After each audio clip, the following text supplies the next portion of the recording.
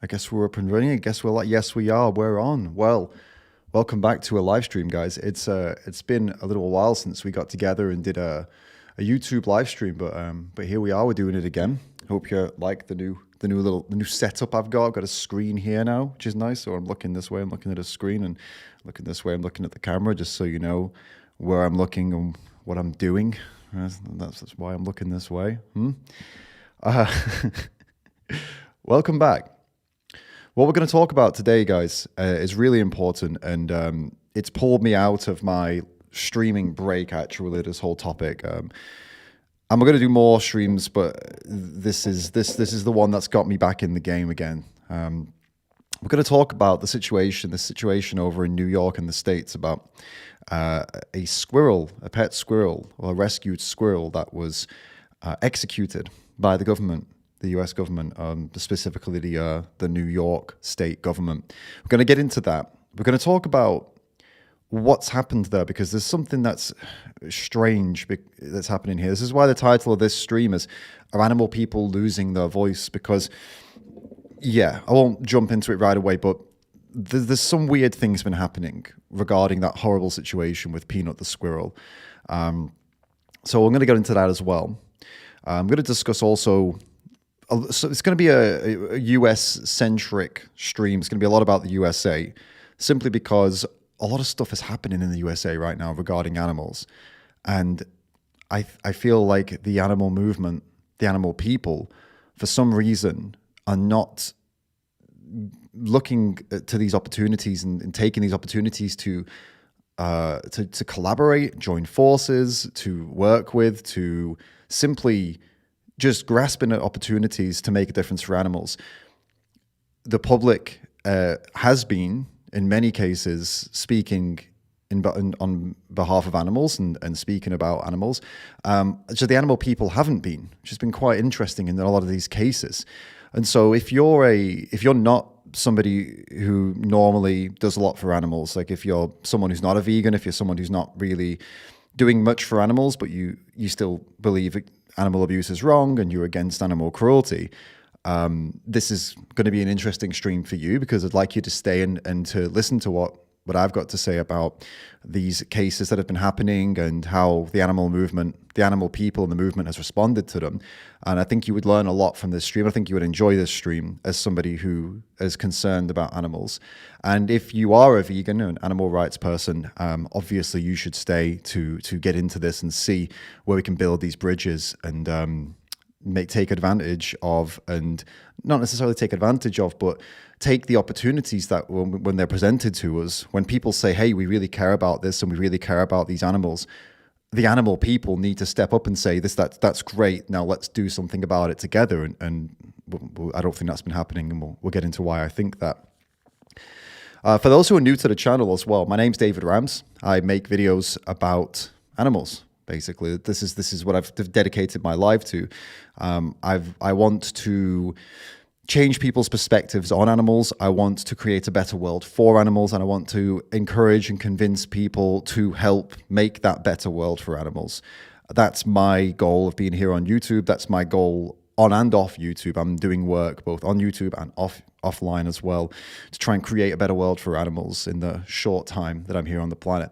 And if that sounds good to you, whether you're a vegan or vegetarian or neither, whether you do activism, whether you don't do activism, if that idea sounds good to you, the idea of creating a better world for animals, you are welcome on this channel, and I want you to subscribe. I want you to get involved in the comments. I want you to talk to me. I want you to ask the comments about veganism, about animals, about vegetarianism, about everything, anything you want to talk about. If you care about animals and you want to make the world a better place for them, you are in the right place, and this is where you want to ask questions and get involved, and also have a good listen to what we've got to say, because as someone who, well, as me personally, as someone who dedicates my life to this, I've got a lot to say, and so have a lot of the people in my comments. A lot of the people who subscribe have got a lot to say, and you'll learn a lot. So please stick around if that's something that you're passionate about. I think most people are, and this is what I've been learning recently from these things that we're going to discuss, is that a lot of people, like more than I ever thought, are actually passionate in some way or another about animals. It's been mind-blowing, actually. What I'm going to show you has been mind-blowing. And then what we'll do is once we've discussed this topic, we're going to talk about Peanut the squirrel. We're going to talk about Fred the raccoon. We're going to talk about this, what happened over in the USA. We're going to talk about the reaction of the public. We're going to talk about the reaction of the animal movement, what we could do better, what we should have done, what I think we should have done. And then if you're lucky, we're going to go on and we're going to take a look at some brand new, well, new to me, vegans and animal rights activists who have been going out on the streets and talking to people and trying to convince people to help make a better world for animals. We're going to check them out. We're going to react together. We're going to see what's good. We're going to see what could be better. We're going to be honest. We're going to give them some good feedback. I've got a nice list of people that I'm excited to check out. So that's what the plan is, guys. That's our plan for the day. So let's start off. Let's talk about Peanut the squirrel and this horrible situation. So if you missed this story, let me explain it in better detail for you. So I don't know how well you can see that. I'll zoom in a little bit. So it says, 2 weeks after Peanut the squirrel's euthanasia, the owner is seeking answers and justice. So they say euthanasia. This was not euthanasia. Peanut the squirrel was a social media celebrity of sorts, a rescued squirrel who was living with two animal rescuers. He had about, I believe, 500,000 followers on Instagram. We can go take a look, actually. The squirrel, I mean, this is Peanut, was a huge deal. So look. Okay, it's taking ages to load. There we go. So there you go. So now it was a lot more followers, 916,000 followers. And he was this cute little squirrel. There's not really much more to say. I mean, what more do you need from a squirrel? He was a lovely, cute little squirrel living a little squirrel life, rescued, was with these rescuers for 7 years. Just a lovely little guy. I mean, you can see there, he used to jump around and do these nice things with them, and very, very friendly and warm, and just a lovely little guy, right? They had some complaints about him. I'll show you the timeline here. So there were public complaints between October 19th and 23rd, and the New York Department of Environmental Conservation got these complaints. They went out there, they took the squirrel, they took Peanut, and they also took Fred, who was a raccoon, who was also rescued and living with this couple. They took them both, and within a couple of days, they had killed them. And I'm not saying euthanized because that's not correct. You euthanize an animal when the animal's in pain and when it needs to be done for their sake. You don't euthanize healthy, happy animals who are living with humans. It's a disgrace that they killed them. And they did kill them. It was not euthanasia. This is the government. So just put that into perspective. The government went to their home, took these animals by force, okay? And by force meaning that if they would have said no, then the people taking the animals, they would have taken their guns out. They would have threatened them with guns. This wasn't a disagreement, oh, hey, government, you can't, I don't agree with you, blah, blah, blah.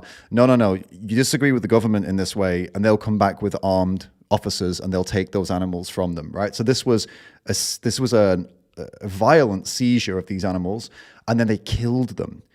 So people are rightly very upset about this, and it's been about 2 weeks now, and it's still going on. There's still a conversation that's happening, and it's just an absolute disgrace, honestly. It's been 2 weeks, and I've made a couple of videos about this already, and it still blows my mind. It still absolutely blows my mind that someone did this. That the government did this. The government, the ones who are supposed to. Well, we know they don't, but they're supposed to protect you. They're supposed to protect you and your loved ones and your family. And these animals, Peanut the squirrel and Fred the raccoon were family to these guys, and the government took them and killed them. They killed their family members, and the reason they killed them, by the way, which is probably in this here as well, but the reason they claimed they needed to kill them was to test them for rabies, because you have to test for rabies, you have to kill the animal and take a portion of the brain to do a test for rabies, which, okay, that's the excuse they gave. There was absolutely no evidence that either of these animals had rabies, and squirrels can't even transmit rabies to humans. That's what I've been told. That's what I've read anyway. So it was clearly just some sort of excuse to enforce an authoritarian law, I suppose, if anything. Now, if they wanted to make the excuse up that, oh, we needed to take the animals away from you because you shouldn't have them in your home, that's a more reasonable position for the government to take, right? Okay, no, you can't have those animals. These are supposed to be wild animals. You're not allowed to have them in your home. We're going to take them away from you. All right, okay. What are you going to do with them? Well, we're going to try and rehome them. We're going to try and find some kind of wildlife rehabilitation center, a more professional thing because we don't think you're professional. That would have been fair enough. I wouldn't have argued too much with that. It would have still been very, very sad for them, but at least the government would be taking them because they say, oh, we need to find them better care, right? Taking them and killing them is absolutely, it leaves you speechless. It leaves you absolutely speechless that armed government officers could come to your home and just take animals from you and kill them. Mind-blowing. And so that's the situation summarized in what happened with Peanut the squirrel and Fred the raccoon. Now, the public reaction to this was just absolutely wild. It reached levels that were just insane. So, I mean, if we head over to Twitter, I can show you just some of the examples of some of the things that went crazy. And so you've got let's just Peanut the squirrel here and see what happens. So we have the top here. This was someone talked about it at the UFC? Wow. Okay. Apparently someone's talking about it at the UFC. I didn't know that. You've got, so Elon Musk shared stuff about this. Joe Rogan was discussing it. You've got, it's showing me the top. There's big accounts here. These are really big Twitter accounts, but yeah, Donald Trump spoke about it. Donald Trump Jr. spoke about it. Loads of big conservative accounts spoke about it, and big conservative politicians and influencers and accounts, and it really went crazy on Twitter especially, but I think across across society in general, in America, a lot of people, oh, I didn't show the screen. Sorry, guys. Anyway, a lot of people were talking about it, okay? And it became a big talking point, especially for the conservative side of politics, because obviously this happened in New York, and New York is run by the Democrats. So they were using it also as a political scoring, to score points, some people, but some people were genuinely, some people were quite genuine about it. And one of those people, for example, was Vivek Ramaswamy. I know you guys probably don't know, maybe some of you guys don't know who Vivek Ramaswamy, but he is now part of Trump's team. Okay, so he's very, very influential guy. He was running for president at one point, but here he is, and here's a tweet that he made. Look at this. Animal cruelty will eventually become a genuine concern for conservatives. It's already happening. Count me in. Now, this is a guy who, again, he was running for the presidency. He's a very, very influential person. He's now part of Trump's team. He's, I believe, I don't know which position he's taken, but he is in Trump's team. So he is connected with the most influential people in US politics right now. And he posted that. Now you might be thinking, okay, yeah, but maybe he was just jumping onto something, maybe he was just jumping onto something to make the most of the situation. Maybe he was just trying to score some points or whatever, or something like that, right? Maybe you're thinking that. It doesn't seem to be the case, because if you look at some older posts from him, here's one from, August 20th, earlier this year, where he says, I'm a vegetarian because I believe it is wrong to kill sentient animals for culinary pleasure. Now, obviously, he's talking here, he's saying some other stuff like, I don't ban employees from eating meat. And so he's talking about himself personally here. But again, this is somebody who's really influential in American politics, saying I'm vegetarian because I believe it is wrong to kill sentient animals for culinary pleasure. This, again, let me just reiterate, this is somebody who is now at the top level of government in the USA. He's up there with them. Another tweet from him that you'll find interesting. This one's from 2021. I'm vegetarian. I believe in animal rights, so I'm not going to argue against saving dogs and turtles. This was in relation to something else, I suppose. And then one more tweet from him that I found interesting, where he was saying, what do we do today that the next century's activists will denounce? Perhaps they will tear down statues of today's leaders who kill animals for culinary pleasure. I can't say for sure. Judging the past by today's standards is easy. Judging today by tomorrow's standards is hard.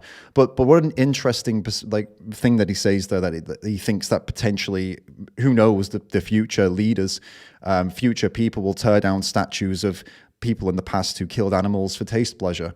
And again, let's reiterate one more time, this is somebody who's massively influential in American politics, and he seems to be very interested in and passionate about animal rights. Why am I telling you all this? Well, the reason I'm telling you all this is this has all been going on for the last 2 weeks. It's not just Vivek, it's others as well. There are other big voices and influential people on the conservative side of things, the Republican side of things, who've been saying things like this. Big accounts as well, like troll accounts even, who are actually making serious posts about factory farming as well, and saying that they're against factory farming. I'll give you one more example of someone who's very influential in politics, though, and then I'll tell you why this is important. This is RF Kennedy Jr., who's just been appointed in some health-related role in the Trump administration. And he says here, as president, I'm going to reverse 80 years of farm policy in this country and end our reliance on industrial meat production, factory farming, and chemical-based agriculture. Now, obviously, this guy, I don't think he's particularly interested in morals. I know he's a hunter. I know he's done some horrible things to animals. But this person's now in a position of power, and he wants to end reliance on factory farming and industrial meat production. Now, what's going to happen if he does actually do that is that people are going to have to eat less animal products, because there's no way the system that we're living in currently, I'll put it up on the screen, sorry.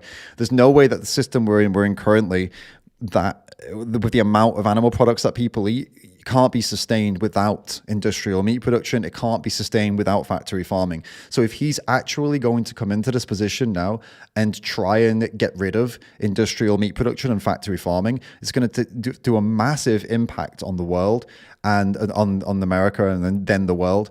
And it would hopefully lead people to looking for plant-based alternatives to replace a lot of the foods they're used to eating, because they're not going to be able to get as easy, convenient, or well-priced access to those products anymore. Because if you remove these massive, monstrous industries, prices go up, availability goes down, convenience goes down. And it seems, well, that's what he says anyway. Whether he does that or not is another thing altogether. But anyway, why is all that important? Well, each of the things I've spoken about here just now, Peanut and Fred, leading to Vivek Ramaswamy and talking about what he's talking about, leading to RFK Jr. and a lot of people like him talking about how they want an end to factory farming and how they don't think the government should be supporting and financing factory farming, which they've said that they want to remove subsidies and things like this. These are all massive opportunities for the general public who voted for these people, who clearly want these people and to be in charge, right? Which I imagine is a lot of people watching this stream who are coming just randomly into the stream, are most likely, if you're American, are most likely people who voted for these people, because the majority of people voted for Trump, right? So we have this opportunity to connect with the majority of people in the States. And to my knowledge, the only person that I've seen that I would consider to be like an influential person, someone who stands with like an organization that's influential from our side, from the animal side, who's said anything, who's actually tried to reach out with these people. That's actually the only person who's actually done that is Wayne Chung, the guy who founded DXC. If you don't know who Wayne is, you should totally check him out. Let me show you how he got in contact with Vivek, for example. So here, if you look, Wayne simply just put wow, and he's also been posting other things about this. And then Vivek responded to him, "This shouldn't be a partisan issue to end animal cruelty. I try to live my life accordingly, unrelated to politics." Now, this is, again, Vivek Ramaswamy, massively influential conservative Republican politician, really high up now, engaging with Wayne Chung, a, at this point, lifelong animal rights activist who has been trying to change the world for animals for a very, very long time. That's absolutely fantastic, in my opinion, that Wayne tried to reach across there and try and say, have a conversation of some sort. And Wayne posts a lot more about this as well. Wayne is the only one that I have seen that has said anything publicly that has tried to build some bridges with everybody who's been talking about all of these things. PETA has been completely silent. They have said absolutely nothing about Peanut the squirrel or about Fred the raccoon. I don't know why. The closest that I've seen that PETA said to it, they said apparently someone from PETA spoke to the Dallas Express, some small paper, and they claim they got some exclusive here from PETA, where someone from PETA said, in a perfect world, Peanut and Fred would have been brought to a licensed rehabber and released back into their natural habitat, but PETA laments that after being a part of the family since infancy, Peanut and Fred's lives were taken from them. There is always a humane solution, and it's a pity that New York officials didn't find one here. So they're claiming that PETA said that, right? But PETA themselves have made absolutely no statement whatsoever. No public statement, no official statement, and that is a very tepid response. That is very unlike PETA to make such a calm and very it is what it is response. And it's not just about PETA. The reason I say I'm surprised PETA didn't say anything is because PETA, look, when things go wrong with animals, people hate PETA. Everyone hates PETA, apparently. But when things go wrong with animals and when people need someone to help, like, oh my God, help with these animals, who do they call? They call PETA. They say, PETA, please help. We need to fight for these animals. I've seen some animal cruelty. Please help. And this is what's just happened now. The government abused their power and killed Peanut the squirrel and killed Fred the raccoon. And everyone's asking, like, what the hell? Someone do something. Someone do something. Someone push for something. Someone get something done. And PETA should have been the ones to step up, in my opinion, and do. And they didn't. They didn't say one word. And it wasn't just PETA. It was actually, from what I've seen, 99% of the animal movement, the animal people, didn't say a thing about it, actually. And they've not said a thing about what I've said about Vivek. They've not said a thing about all of these other conservatives who have been stepping up and saying things on Twitter and saying things across social media. They're talking about how actually a lot of people are talking about they do care about animals, they care about animal cruelty, and this whole thing with Peanut brought this out. People were talking about factory farming, and they're saying we are against factory farming, and it really opened up this massive conversation.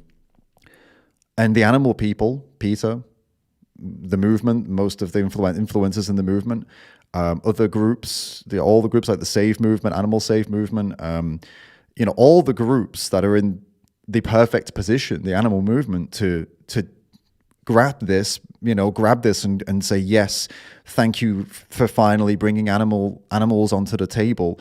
Now let's talk about it. Complete silence, radio silence across the entire movement. And I just think we've missed just the most unbelievable opportunity. And I know that non-vegans and, people who are not activists or not really doing anything, I know they agree with me here. I have seen the comments section. I've seen people asking, where's PETA? Where are the activists? Where's the animal rights movement? Where are the people that we, they don't like? Look, if you're not involved with animal rights and veganism and advocating for animals, I know you don't like us most of the time, right? But when you need us, right? And you needed us. When this happened to Peanut and Fred, you needed us, and we didn't come. We didn't answer the call. I did the best I could from 1,000 miles away. I made some videos and I've tried to speak, but I mean, I don't have the backing of I don't have the financial backing. I don't have the teams like PETA does. I don't have they have a team for social media. They have a team for this team, but I don't have all of that. I can only do so much. I tried to do what I could do, but so what happened? Why did we not answer the call?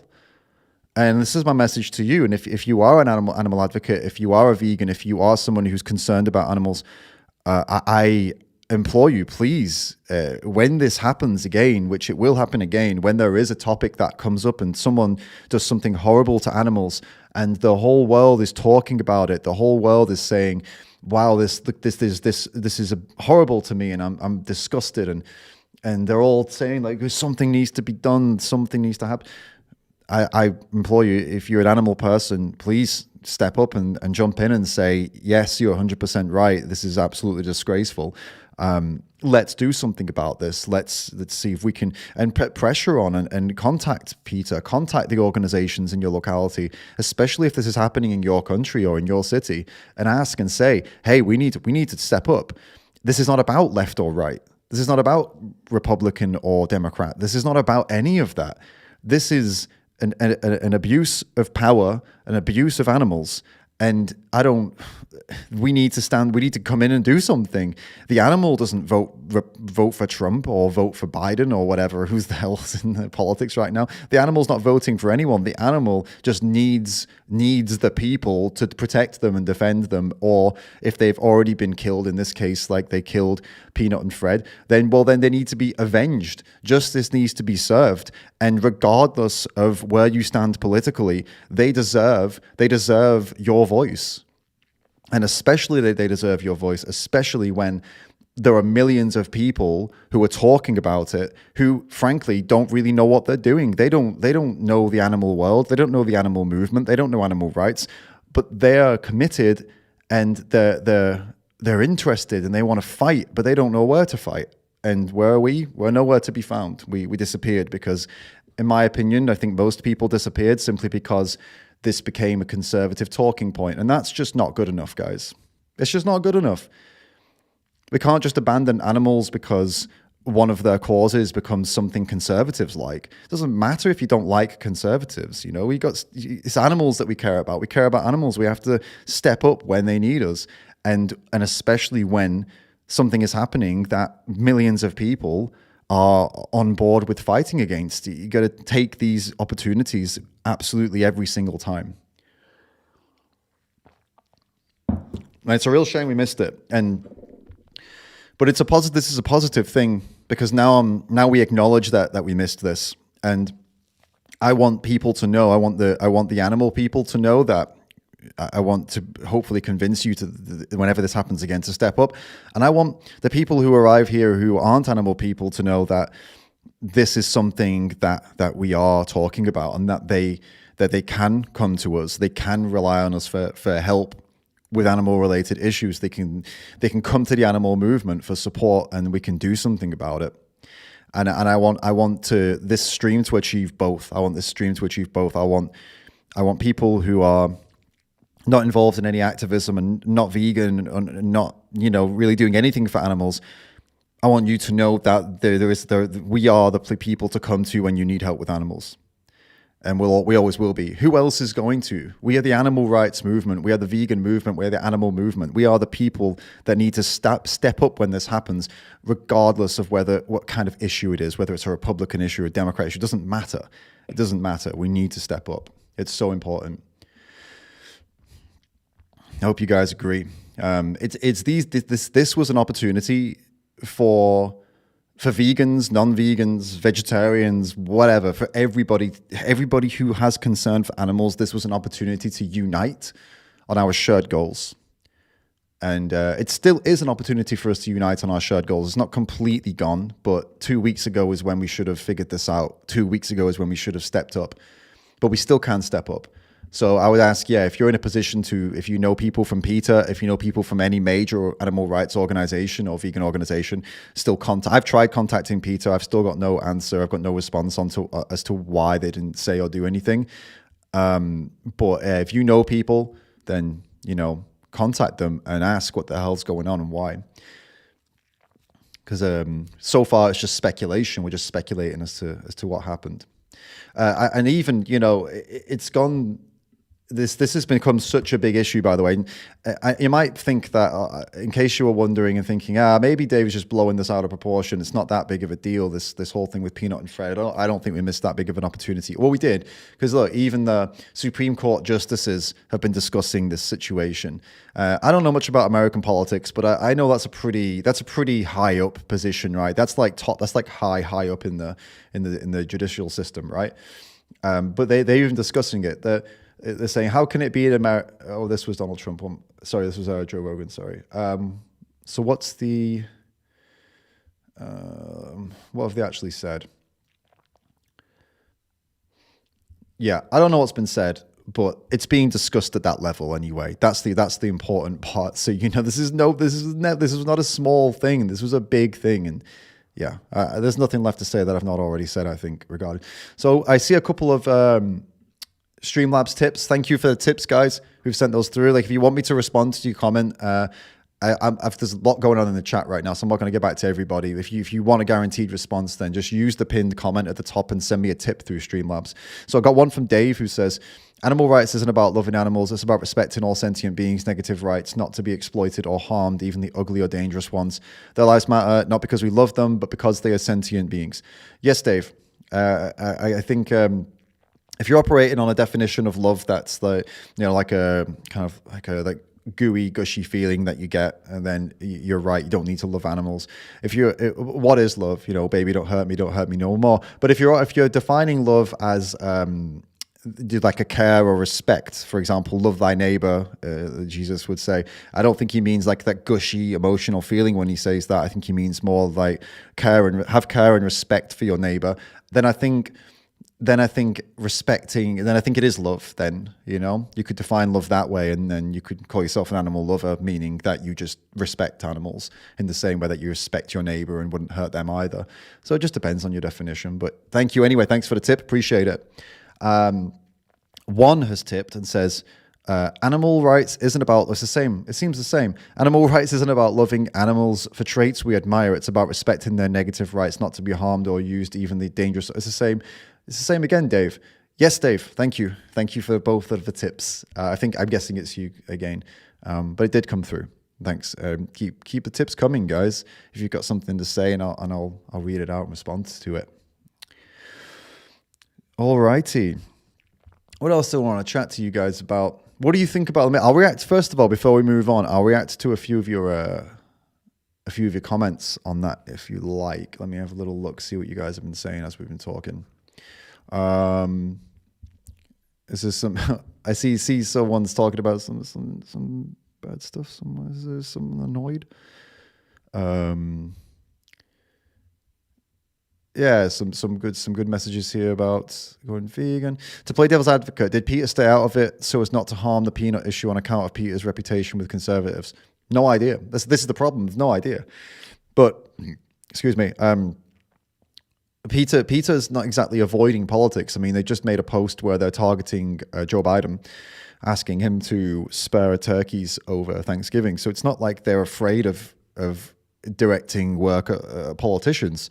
They just don't want. They've just have not directed anything at any of the politicians involved in this situation, and they've not given any kind of. Like Peter and groups like Peter, they're very quick to give positive affirmations when people do good things.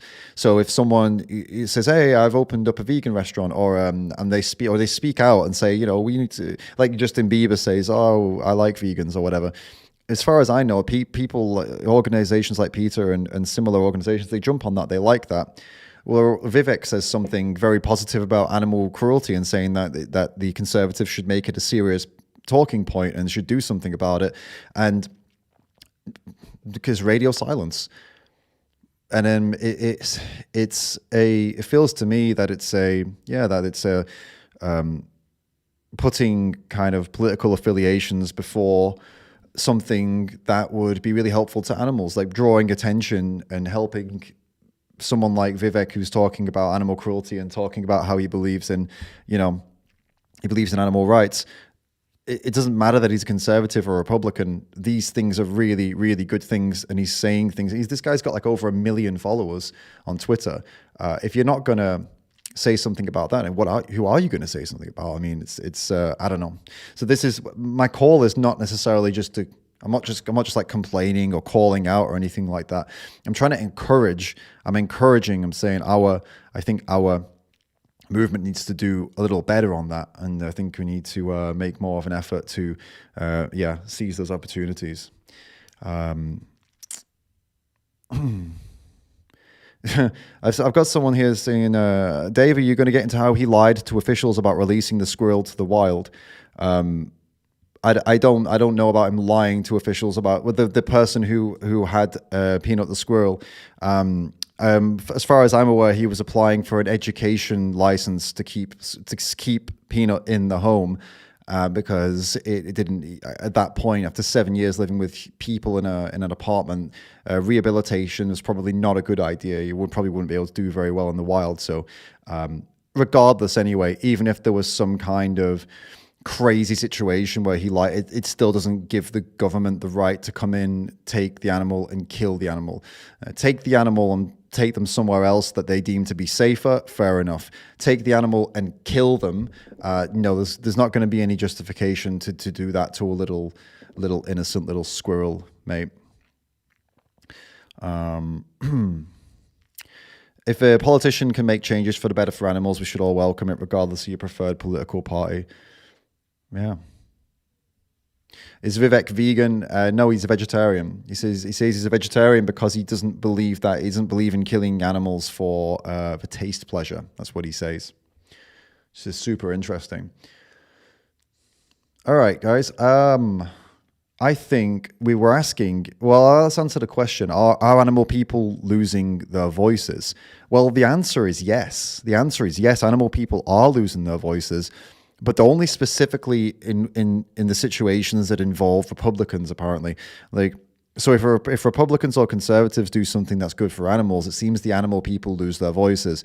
If Republicans or conservatives do things that are bad for animals, it seems the animal people have a lot to say.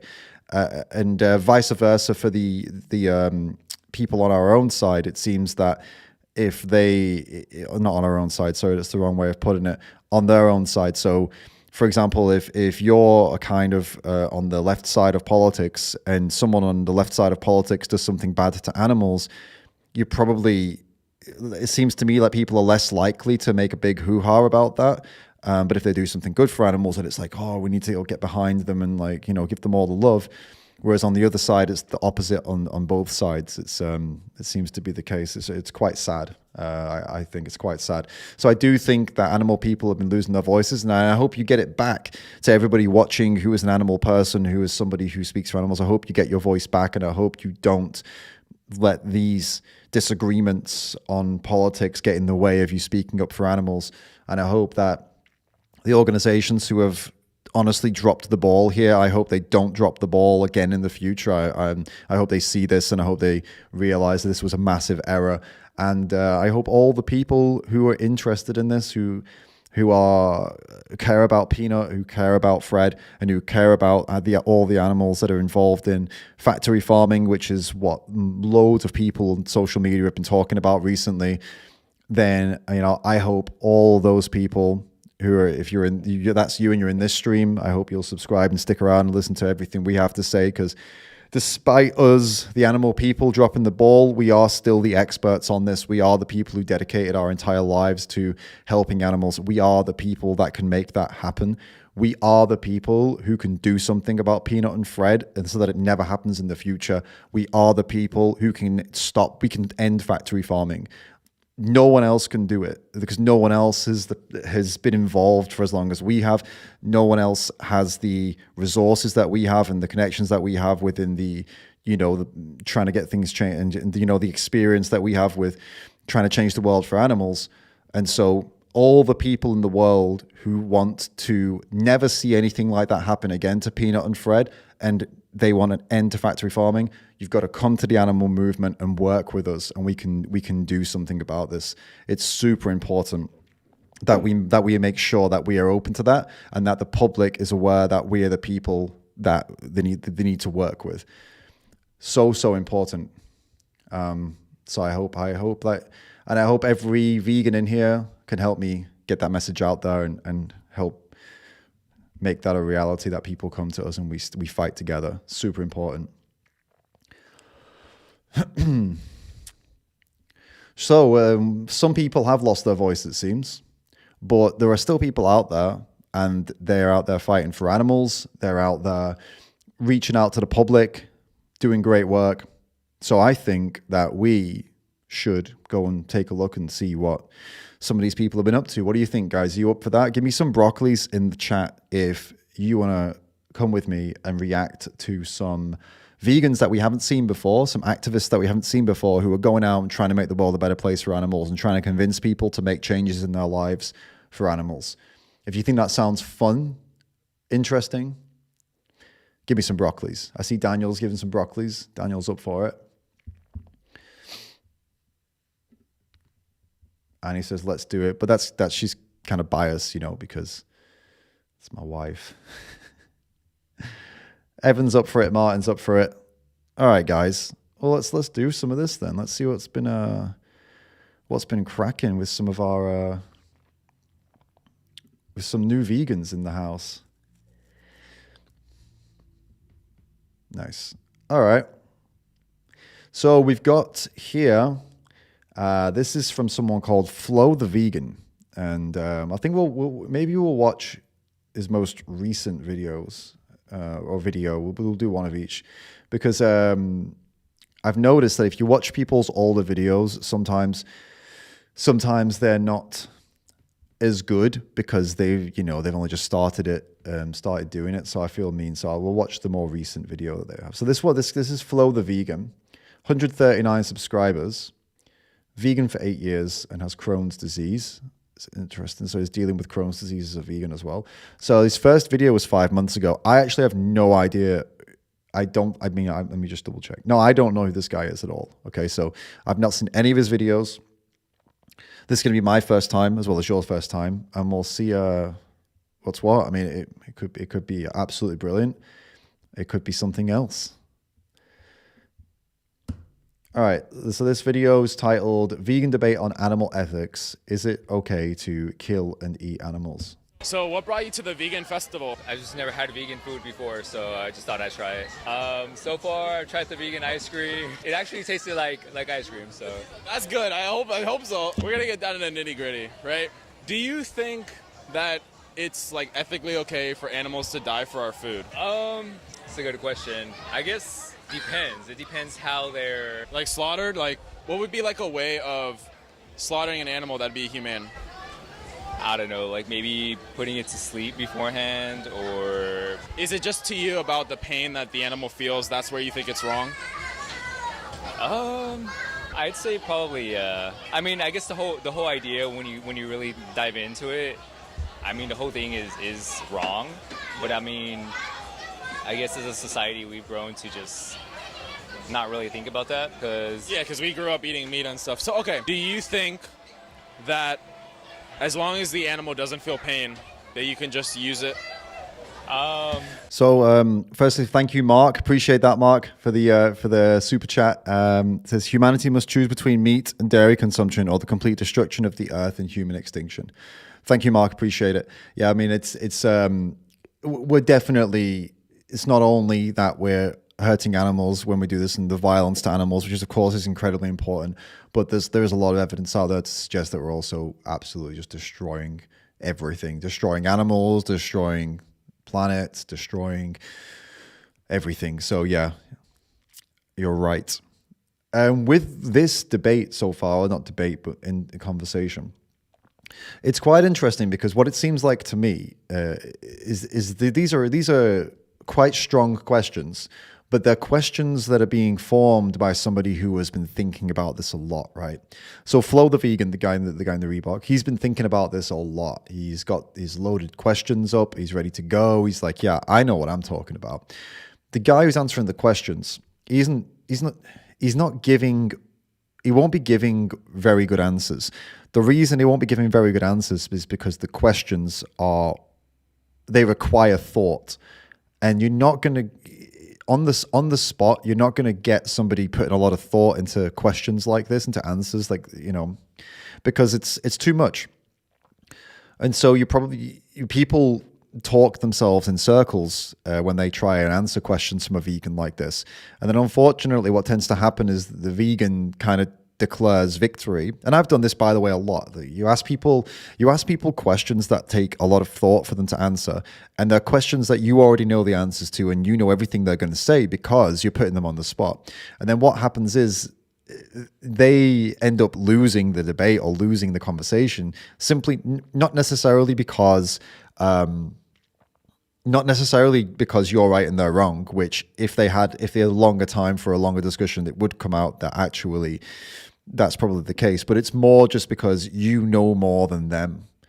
And then what tends to happen is they feel, I don't know, you can tend to make people feel a bit stupid. And I'm not sure that's I'm not sure that's the best way of having them come around to the idea of actually making changes in their lives for animals, you know. But anyway, I'm jumping the gun. We're only a minute in. I'm just finding that these are pretty advanced questions, and this guy doesn't seem to be. I don't imagine he's going to give any great answers here because of what I said there. I mean, I want to say yeah, but let's compare animals to humans, just really quick. That's not to say that they're the same morally, right? Obviously, you're more valuable than a pig. You agree? I like to think so, yeah. Me too. But we could still say that it's wrong to kill both of you. Now, my question is, in one case, you think it's okay to do it to the animal if they're asleep, but if we did that to a human, it'd be wrong. So, like, what about the animal makes it justified? I guess when you put it that way, there is no really, like, I don't believe that there's really a justification. If I had to come up with something, I'd say maybe because at the end of the day, an animal is an animal and a human is a human. I guess they're not evolved as a society like we are in terms of like... What do you mean? Like how we are. I mean, we have like a language and we can build things. That's not to say that an animal doesn't have a language, because I guess like dogs communicate with like barking, for example. When you really dive deep into that question, I guess at the end of the day, we don't really think about... We don't think about it, and we don't think about what justifies it, right? So like, if there's a human baby, they're not contributing to society. Yes, they have the potential, but in the cases that there's some humans that don't really contribute to society now, right? You know, maybe they're blind, deaf, they're disabled mentally, physically. We still wouldn't say it's okay to kill those people and eat them. So it's like there's something more that we care about. I want to test you and say, you think there's no justification to kill the animal, and it seems like it's still okay to you to buy the meat, right? For people to kill the animal. So it's like there has to be some justification. Yeah, so what he's doing here, the activist, he's doing something, it's very similar to something called Name the Trait. And what this is where you try to pressure the person you're talking to into giving you the thing that they believe makes the difference between a human and an animal, that makes it okay to kill the animals but not okay to kill the humans. It could also be between a dog and a cow. It could be between... And the reason that they do this, some activists do this, is the idea is that if you can just get someone to realize that there is really no difference, then they are illogical and they're inconsistent. And then that means that, I guess all it really means is you win the argument. That's what it means. It doesn't necessarily mean that they're going to change. It means you win the argument, you win the debate. And that can be good for people online to see, maybe, right? Or, you know, if 100,000 people see that there really is no good excuse, there is no good justification, who knows, that could have a big impact. The only problem is with it is that although it's correct and you won't be able to find a justification, you won't be able to find the thing that humans have or don't have that makes it wrong to kill them. The thing that most people default to is just, well, it's just because we're human beings, and they're not, and that's it, right? And all that is an argument based on genetics, and you really, people don't tend to want to say, oh, I think they should die because they have the wrong genetics, because then that brings back memories of, you know, the history classes that we took where a lot of bad people also made those decisions based on genetics, right? So even that's incredibly flawed, but that's usually where it goes to. Now, but the thing that I think it misses, and that I don't know if this conversation will miss it, we'll see, is the problem that with the world as it is, and this type of conversation that I've realized the vast majority of people, we have meat for example, they don't know why they eat meat. People don't really know why they eat meat, because why would they need to know why? They just eat it. They just do it because everybody does it, and they just eat meat. I'm a meat eater. I'm a milk drinker. I eat eggs. Why? I just do it. It just is. And then when you question that why, people will make up answers, but realistically, there is only one answer that's true. It's just because I do. There is no reason for it. It just is, right? And the reason it just is because that's the way the world is set up. The world is literally just set up that way for people to think that eating animals and using animals and all these things, it's essential, it's normal, it is life, it is how it is. So these kind of questions kind of touch on that, I suppose, and this kind of conversation touches on that, but it doesn't get to the root of the fact that the only reason that people do it is because they do it. And I think that's a really important thing. If you want to get someone to acknowledge anything, acknowledge that there is no reason to do it. And in a world where it's completely normal and even seen as essential and completely just socially acceptable, we're always going to be fighting an uphill battle with the moralizing to somebody and trying to get them to connect with, or trying to get them to connect with the morals. And it's always going to be really tricky. I feel like maybe a more, I don't know the word I'm looking for here, is like a holistic approach might be more beneficial. So kind of combining the pure moral kind of points with some points about wider society and some points that connect them emotionally as well, and trying to put all that stuff together so that it's like more of a a package that has more of a chance of convincing somebody, maybe. Even though you think it's like there's something wrong with it, because if we were killing humans for like food, you'd be like, yeah, that's wrong and you can't do it, period. There wouldn't be like, oh, but you could still buy it and do it, Right, yeah. I think it's just the fact that as a society we've grown to think that any living thing that's not a human is kind of lesser than us, and so that makes it okay. Plus, when we're going to the grocery store or a fast food place, you're not like reminded like, hey, this is what you're actually eating, this is how it's processed. So when we don't think like that, I guess it's okay to do it. I mean, if that's constantly in your mind, though. But just because you ignore it doesn't mean it's okay. But I understand. So yeah, what I would have said to him there would be, he says that, oh, this is the world, and he talks about society. Then I would have asked, well, what about you? Do you agree with all of that? Or what do you think about all of that? And then it kind of has him questioning society and kind of questioning the societal norms, which would have been interesting. I understand. I think to you, it's like you're hearing this for the first time because maybe you don't think about it, right? But think about if the only thing that matters is species, because it sounds like you're saying just because they're a different species than us, because we both experience, we both want to live. These animals are not like killing other animals, right? They're not killing other humans, so they're innocent and they want to live. They have experience. So it's like we have to think about what actually justifies it if we can eat vegan food. That's all. I think everybody at the end of the day just has their preferences. Like I think at the end of the day, it goes down to preference. And I mean, when you really dive deep into the question, yeah, it's not right to kill another living being. But I mean, that's how society is, unfortunately. This is what I was getting at before. It's what I was trying to say, is that the activist is doing a really good job. So I don't know his name, Flo, I guess he's called himself Flo the Vegan. He's doing a really good job of the debate kind of philosophy and trying to get this guy to make arguments in a more debate sense. And the guy's made his arguments and are not very good arguments. But even though the guy agrees with him debate-wise, logic-wise, okay, yeah, you've got me. At the end, he says, well, it's the way of the world. And this is the problem with this. This can be the limitation of this line of discussion. Because I'm sure if there are any people here watching who are not vegan or not part of this, movement at all, you'll know that just having a kind of logical discussion for the vast majority of people out there, you can agree with something logically and do nothing in your life to change anything, right? And people do it all the time. Right?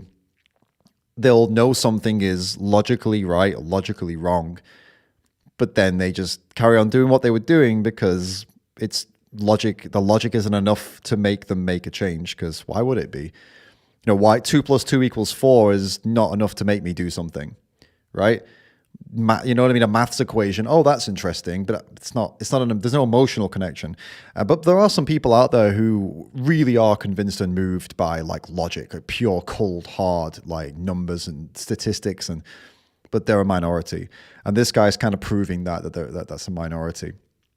And what I would say is what would I say to him? Here's a question. Yeah, what would I say to this guy? I would say to him, you seem like a nice guy. You seem like a good person. And logically, you seem to be pretty connected. You're not making excuses, and you understand. You're an intelligent guy. What would it take to have you make some changes in your life to help animals? Could you make changes in your life to help animals? And anyone who says no, why would you say no, right? If they say no, be like, really? Nothing? There's nothing you could think of? Come on. Most people say, yeah. Okay, then. Well, talk me through it then. Like, imagine today. Like, let's say you're going to commit today. What would you do to change something for animals today? And you might say something like, oh, I would eat less meat. I'm going to eat less meat. Or I'm going to drink less milk, or whatever it is. And you say, do you think you could keep that up like consistently for a very long time for the sake of animals? Imagine it. Imagine every day from now on. And if they say yeah, and you can say, well, okay then. So you care enough to make changes in your life. Then that's really important, and that's why I went vegan, because I also care enough to make changes in my life. So you can see we have a lot in common. And, you know, have you ever thought about veganism and, you know, what holds you? And we can move the conversation over to that. And I think going into more practical and more real world, okay, real world, what can you change? Real world, how is your life going to look from today if you have concern for animals, which you do? I'd love to have this conversation with all of the people we were discussing earlier, the conservatives and all the people talking about factory farming, and to ask them the same question.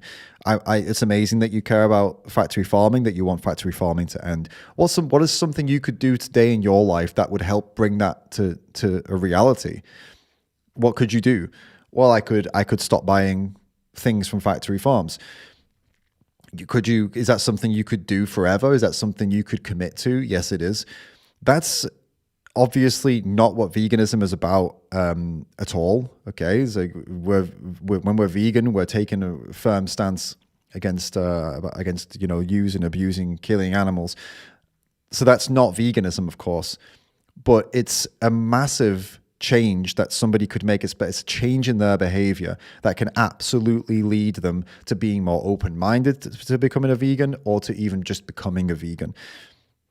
It's about, I think we'd benefit a lot from asking people real world what they are willing to change right there and then, to start that process, to start the cogs turning, to start the life changes, so that the idea of becoming a vegan doesn't become so crazy, because they've already changed. I cut out all factory farmed animal products. I cut out all meat. I cut out all dairy. They're already changing. So, you know, why would being a vegan be so scary? Well, it wouldn't be so scary anymore, would it? It would be a lot more achievable, I think, for people who have already started to adapt their lives. Thank you. Animals are beautiful people. It says, some people believe that animal rights is a leftist position and will not support the right, even when the issue is animal rights. Tragic for the animals. Yeah, it is tragic. I agree. It's very sad. We went through that earlier, didn't we? Thank you for the super chat. And yeah, I agree with you. I totally agree with you. It's something that, I mean, yeah, you know, we're out here trying to make a difference. Hopefully that changes. Thank you. Now, I have a question about animal ethics. Do you think that it's wrong for people to kill animals to survive? I believe there's other options for it, and this was the easiest path of resistance for people to eat food. And I believe mass producing animals like this is not sustainable. It is something we can all learn and get away from, but it's going to be a lot of help for it. And I believe this right here, this whole venue and an event, is a start. Like being in the very center of a city and doing things like this is very important. So as far as like So let's say like home farm, like when people have their own farms, do you think that's okay for them to like kill the animal for food? If that's what they believe, I cannot tell people what to do. No, but like you. Oh, personally, I believe there's better ways you can go. I believe in gardening. You can make so many things with the garden. It's just we don't have room for gardening, and it's not feasible for people would rather raise goats for the milk or for cutting them up for the sheep or for the anyway. It's hard to tell somebody what to do with their life, but I do believe that it is sustainable, and you could do it without. I'm worried. I'm just realizing this music in the background is probably going to get us in some trouble. It's like, it's very, very clear. I wonder if, like, it seems like that conversation just ends there anyway. I don't have much to say about that. Ethics of animals. Like, do you think it's okay for people to kill animals for food? Yeah, the music's going to be a problem, isn't it? Did he get flagged himself? No, apparently not. I mean, okay, the music seems okay. Okay, let's just continue. To kill, it depends on the situation. But like just to kill, Like right now, the factory farms. no. Right now, no. I don't think it's right. Especially how they kill them though. That's it. Like they stress the animal out when they kill them, and then you ingest this stressed out animal that you just ate. Like it's not doing any good for you. That's what I feel like. That's a really common thing that people say, actually, and that seems to be a common one with the more the heavy animal eaters, the heavy meat eaters and animal product eaters. They say that they don't agree with factory farming. A lot of people say for the moral reasons that factory farming is just disgusting, but also people say that because the animals are very unhappy, stressed, terrified in those places and treated really badly. They think that somehow can transfer over into the animal product, the meat, whatever, as well. And I think I don't know if there's much truth to it, but there definitely was something to the stress hormones that can go through and be present in, I think in meat especially. I think don't quote me on this, but I'm pretty sure like somewhere did some study and found there was more stress hormones involved in some animal products if the animals were more stressed when they were being killed. But it doesn't, I mean, it's obviously, it is just kind of like a fact that's there. It's not the reason to not abuse animals and kill them. The reason to not abuse animals and kill them is because it's for the animal. It's a weird thing to say, well, it will make me unhealthy, so I won't do it. It's kind of a sad way of looking at it, to be honest with you. And I think it is a minority. I mean, the people who say it, they don't necessarily care about animals. They just care about their own health. But people who care about animals, people who are concerned about the well-being of animals, like genuinely concerned about the well-being of animals, they care about the animals. They care about, and even people who eat them care about them. They care that they weren't abused, right? And I think that's something that as vegans and as animal rights people, we need to grab that a little harder and really kind of work with people with that, because that's a very, it's an easy entry into good discussions and good work for animals, is to work with what people already believe. If they're already saying, oh, I don't think it's right what they do in factory farms, I don't think it's right the way they gas pigs to death in the pork industry, I'm against that, then it's like, okay, great, well,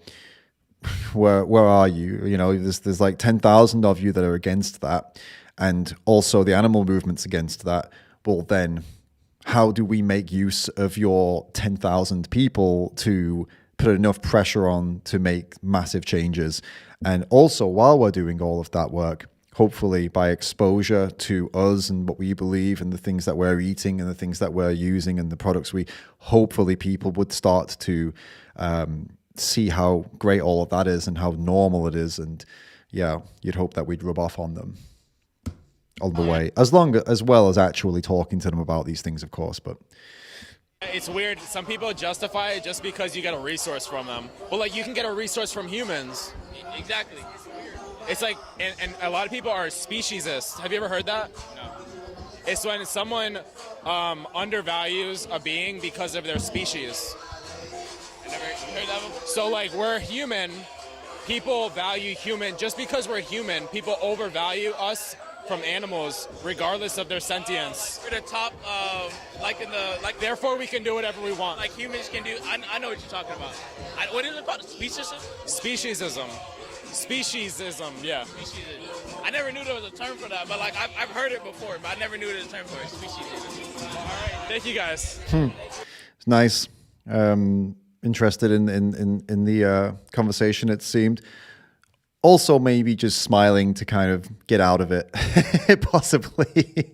But still, you know, I mean, bringing up speciesism in like a loud restaurant cafe scenario is pretty bold. I'll give you that. Follow the vegan. It's a complex concept to get somebody on board with right away. But you know, it's cool. They took it really well, and I think it was explained pretty well as well. And for those who missed it, it's speciesism is so that we have all these other isms that we have in society. Speciesism is a discrimination that's based on the species.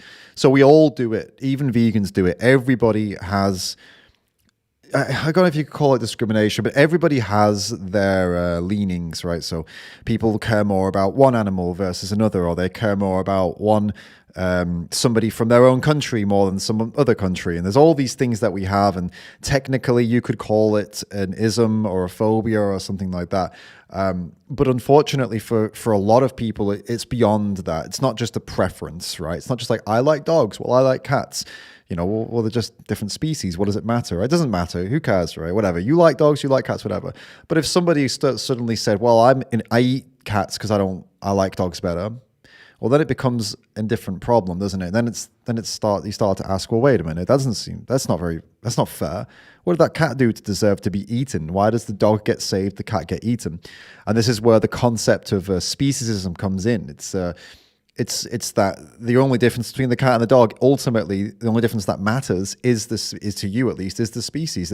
The only difference between them is the species. I mean, they both have brains, they both have feelings, and they both feel pain, and they both want to live, and they can have families and friends and dislikes and likes and all the things that we value. The only difference would be the species. So then why would you eat the cat and not the dog, you know? And this is when it becomes it's a discrimination, and it's quite a violent one. And this is what we do as a society to cows and pigs and sheep and oh yeah, and someone's just this person in the chat, CSRX my edit says, to be fair, cats and dogs are bred to be pets and not food. And oh, you are right, they are bred to be pets in most of the West. In other countries, they're not. They're bred to be food, right? But this is where we would benefit from looking at the dog's perspective, right? So with a dog's perspective, this dog's called Bruno, okay? The dog Bruno is born in England. So, Bruno's a pet. Awesome. He's safe, right? But what if Bruno was born in somewhere else like China? Okay, Bruno's not safe. And you might say, well, in China he was bred to be eaten, so it's fine. But from Bruno's perspective, it's not fine. Bruno is the same individual, whether he was in China or the UK. Bruno is still the same little personality in that dog's body, the same feelings, the same pain, the same pleasure, the same ability to have dislikes, likes, friends, family. So regardless of what we say he's here for, he is still an individual, and just where he's born shouldn't determine whether he is abused and killed or adopted and loved. And that's the same for the cows and the chickens and the sheep and the pigs. Some people have them as pets. Some people will take them and raise them in their home as pets. And some people will pay to have them killed, and so they can eat their meat and their eggs and their milk. But at the end of the day, that's the same animal, whether they were taken home as a pet or whether they were taken to a farm and then killed in a slaughterhouse. That's the same animal. It's the same individual. That's the same personality, regardless of how we see them. And so that's why I'm a vegan, and that's why so many vegans and so many people who care about animals make changes in their lives to try and make the world a better place for animals. Even the animals that were literally created to be killed, we still want to change the world for them. We don't want them to be born to be killed. We don't want any animal to be born to be killed. We don't think animals deserve that, you know. deserve that life. We want to make the world better so that this doesn't happen anymore, ideally. I see a super chat. Thank you, Marcus. We must change. Thank you. Love vegan activists. Thank you, Marcus. I appreciate that. Thank you. And great message. And also, Dillian, do you have any thoughts on vegan advocacy towards conservative people in the current political climate with the whole pushback against woke things and environmentalism and so on? Yes, I do, Dillian. So that's a great question. So we'll go to the main screen. There we go. Yes, Dillian. So you're totally right that in the world now, we do have this pushback on things that are deemed to be woke, right? So anything that's considered to be woke right now is getting a lot of crap.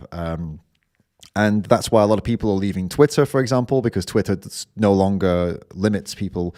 You can say what you want on Twitter now, and you won't get banned. And a lot of people are coming after the woke stuff or whatever, quote woke stuff, and they're going to other platforms and things because of this. Yeah, they're pushing back on climate stuff as well, and they're pushing back. So how do you reach conservatives without that being the problem? Well, the thing is, most conservatives and these big conservative accounts, they get out against factory farming. They're very openly against factory farming, a lot of them. Now, as vegans, obviously, we are careful with this because the last thing we want to do is make people think that there's a good way to do the bad things. There's a good way to kill animals. There's a good way to do all these horrible things to animals because, there isn't, right? However, factory farms supply about, I believe it's over 90% of the world's animal products, okay? So if factory farming stopped, that would have an unbelievably good impact on animals. It wouldn't be the vegan world that we'd like to see, and it wouldn't necessarily mean that people are suddenly just so morally tuned in and really interested in animals all of a sudden. It wouldn't mean that, no, but it would create a significantly better world for animals, and I believe it would also create a lot of great conversations around veganism and animal rights as well, because if you can get the majority of the people pushing for these changes and making factory farms a thing of the past, and they care so much that they're willing to actually do something, that they're willing to boycott factory farm produced products, that they're willing to protest, they're willing to do everything, then that means that they're willing to make massive behavioral changes in their lives for animals, which is exactly what we've done as vegans. That is exactly what going vegan is. And it's like I said before, if you start those wheels turning, why would they stop? There's no reason to believe they would suddenly stop turning.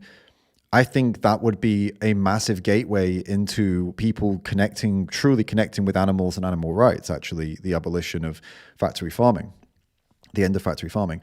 So I think working with conservatives is probably a good area to start with and ask them, what do you think about factory farming? Is that something that you support? Is something you're against? And they probably say they're against it. What do you think about it? Talk to them about animal cruelty. Talk to them. Well, most conservatives in the US, especially, they know about the Peanut the Squirrel case. You bring up Peanut the Squirrel, ask about that. If they don't know about that, say if it's in the UK or somewhere else in Europe or wherever you are, bring that case up, explain it maybe, and ask, what do you think? And in the US, most of the conservatives were really upset about this, said it's government overreach and it's cruelty. What do you think? Bring up things and talk about things that they're likely to agree with you on, and it could open up doors and open up conversations into things where you may disagree on. But it's about building foundations and what we can agree on, I think, when it comes to people who would most likely be opposed to us. Otherwise, you're just going to end up smashing your head against a brick wall. And that's what I feel like a lot of us do. I think a lot of vegans, we do end up smashing our head against brick walls when talking to people. And I think looking for more bridges and looking for more opportunities to connect is probably a good way of spending our time, so that people can, so people can start making the changes that make the world a better place for animals, and they can come to us for advice on how to do that and for help with the things that they care about that involve animals, like the case of Peanut the Squirrel, like the case of Fred the Raccoon, where we should have stepped up and been the people to help make a change there and make a difference there, right? Hope that answers your question, Dillian. Appreciate it. Appreciate it. Let's jump back into this video, see what happens next. I've heard it before. Vegan festival. What brings you here? The food. The food? Yeah, the food was nice. Are you vegan? I'm vegetarian, but Vegetarian. Is that from birth? yeah, from birth, my whole life. What do you think stopping you from going vegan? Is it just like social pressure? Not really. There's not limited options. I feel like Limited options. All right. Is it just because you don't really know like a lot of vegan options, or? yeah, I don't know a lot of vegan options. How do you feel about the ethics? Do you think it's like okay that in the dairy farms how they treat animals? No, I don't think it's ethical at all. Like they get abused, they're not treated right. Do you think that purchasing the products an okay thing to do, knowing that they're being killed even in the dairy industry? I feel like one person won't affect it, but still, I don't know. You said that the one person won't affect it. Doesn't that also apply for the meat? I mean, I don't eat meat, but yeah. Yeah, but like the reasoning applies. Like you don't eat meat, but one person won't really affect for the eating anyway. So even if you started eating meat, that won't affect anything. I mean, one person really doesn't, but if a group of people go vegan, I feel like it does. Yeah. I'm curious about this though. Do you have any specific like ethical issues? Is it just like one person not gonna do anything that's preventing you from going vegan? I mean, there's there's no there's limited options. I feel like cook more. You live in Orlando, bro. There's a lot of options here. Listen, yeah, this is like a really good city. There's like a lot of Asian shops here. They have like vegan hams, vegan drumsticks, chicken drumsticks, vegan cheese on Walmart, Publix, Target. I tried everything. That's the thing. Like I went to Seattle, I came here, and the Seattle vegan food was like different. Not a lot of places have vegan festivals, and right now we're having. Can you buy your own food? Yeah, I can buy my own food. Yeah. Okay. Like you have a job? Yeah, I'm on a job. Yeah. Okay. So maybe what you could do, like just experiment with like vegan culinary. Bro, ask us. Like literally, we will help you. Dude, all right, bet. Like any questions, bro? Even if you don't transition, we'll at least like help you find vegan options to do. Okay. Yeah. What's up?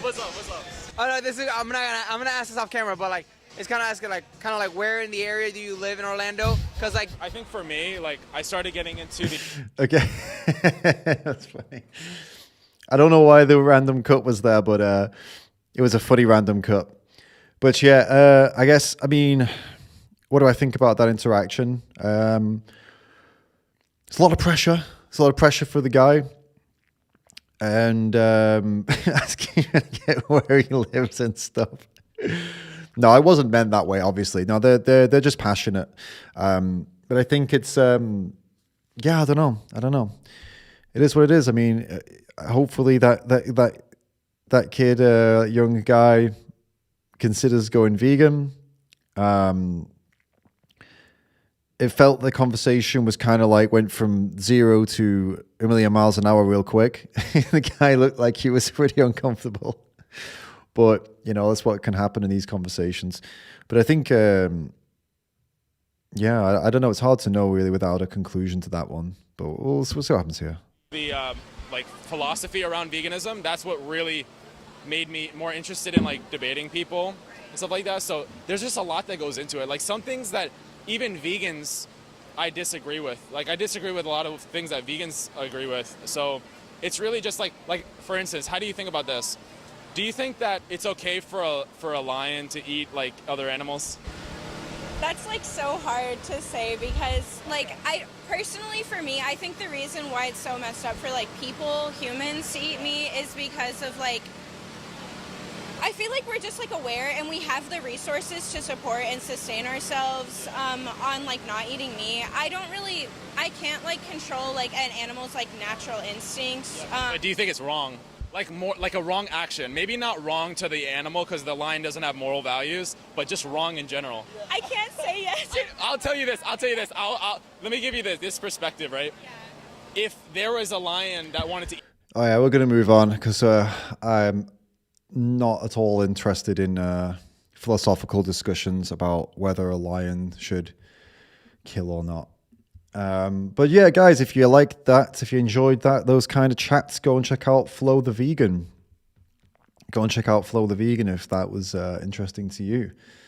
It was interesting stuff, man. Good work. Keep getting out there. Keep talking to people. If that's what you're passionate about getting out there, interviewing people, talking to people, keep it up. My only feedback would be to recommend to try and focus a little more on the practical elements and you kind of touched on it a little bit with the other guy, but try and get people to try and focus on, ask people what they could do rather than telling them what to do. I think that's a really good thing that I've learned recently, is that instead of telling people, here's why you should go vegan and why vegan, it's all about vegan, instead of just giving them that kind of thing to push back against, ask them, what could you do? What today could you do that you think would help animals?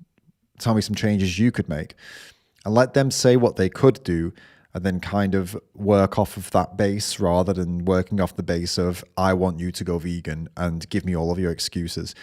I much prefer the other way, which is what I've been trying to do when I've been doing street discussions, and I feel like it's gone better. I feel like it's been more productive and gotten more interesting discussions, and not just the same usual kind of discussions that come when we have these kind of chats. It usually tends to be like something very similar, but these ones were quite interesting and different. So funny 37 says vegans are anemic. Do you mean all you think all vegans are anemic? Like every single vegan, like millions of vegans are anemic? I'd have to agree with you on that. Not agree with you. I'd have to disagree with you on that one. I would agree with you if you are saying that lots of people in the world are anemic. That's what I'd agree with you on. But the vast majority of people who have anemia are not vegan, believe it or not, because vegans only make up a tiny percentage of the world population. So, but yeah, no, I don't agree with you that all vegans are anemic. My sister had problems. Yeah, no, it's anemia is a really popular. It's a funny way. Really common problem. Anemia is a really common problem, but it's not just a vegan thing. Not even by any stretch of the imagination. Lots and lots of people get anemia for various reasons, but it's perfectly capable. You can fix it as a vegan. I was eating really badly at one point, and I ended up with a mild anemia. Just from eating bad. I just wasn't eating a good diet, simple as that. Traveling a lot, eating junk food, and I fixed it. Simple. Just started eating better, and for a little while I did some iron supplements, and then now I'm good. I don't need to supplement, and just eating good. So I just read vegans eat lots of vitamin C, which helps absorb non-heme iron, so I learned something. Yeah, there you go, man. This is it. It's what it's all about. It's about learning. Yeah, so let me just take care of that. Okay. Yeah. So yeah, welcome. So funny. You're welcome here, mate. Ask some questions. Get involved. I wonder who's here. I mean, if you're here and you're not a vegan and you're not an animal person, let's say, you're not kind of in that world, pop up in the chat now and say hello. Who's here? I'd like to know. And while I'm finding the next video, hopefully you come in and have a little chat. Darth Vegan says, I love vegetables.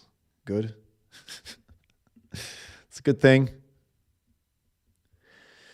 Okay, next person we're going to go and take a look at is Colburn Clark. 1,800 and wait, what was wrong with me? Why can't I get my head around that? Is that 1,840 subscribers? Yes, it is. It's quite a lot of subscribers. It's pretty cool. 67 videos. Started posting seems 2 years back, but I haven't come across his videos until recently. Well, maybe we can have a look at this one here. This is the most recent one from it. It's just from a month ago. It says, humane slaughter, eye-opening campus debate on animal rights. This is from Colburn Clark. Let's have a look. So my name's Cole. My name's Jasmine. Jasmine, nice to meet you. So Jasmine, how would you define veganism in your own words? Good start. When I think of Oh, the hell? That's odd. veganism, YouTube just had a little. There we go. We're back. it's just like people who really care about animals and they don't want to be a part of the industry that's very violent towards animals. Cool. And I appreciate them. Would you say that you also care about animals? I do care about animals. Right. What about these animal agriculture industries do you think violates the rights of animals? The conditions of animals are just very disgusting, really, and then very inhumanely murdered. So Yeah, I agree. And I guess it's a little bit deeper question.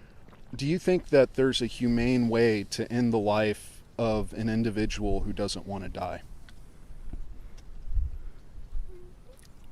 I would say, depending on circumstances, but generally looking at it, probably not. Yeah, right. I agree. So, are you vegan? I am not. No? What's holding you back from being vegan? Well, and the way I look at it, the animals are already dead. The industry is not going anywhere, and steak is really good. Okay, cool. So we got like 3 things to unpack there. Interesting how, and this is, I think Colburn's done a really nice job here, really good, chill, and calm, but asking good questions.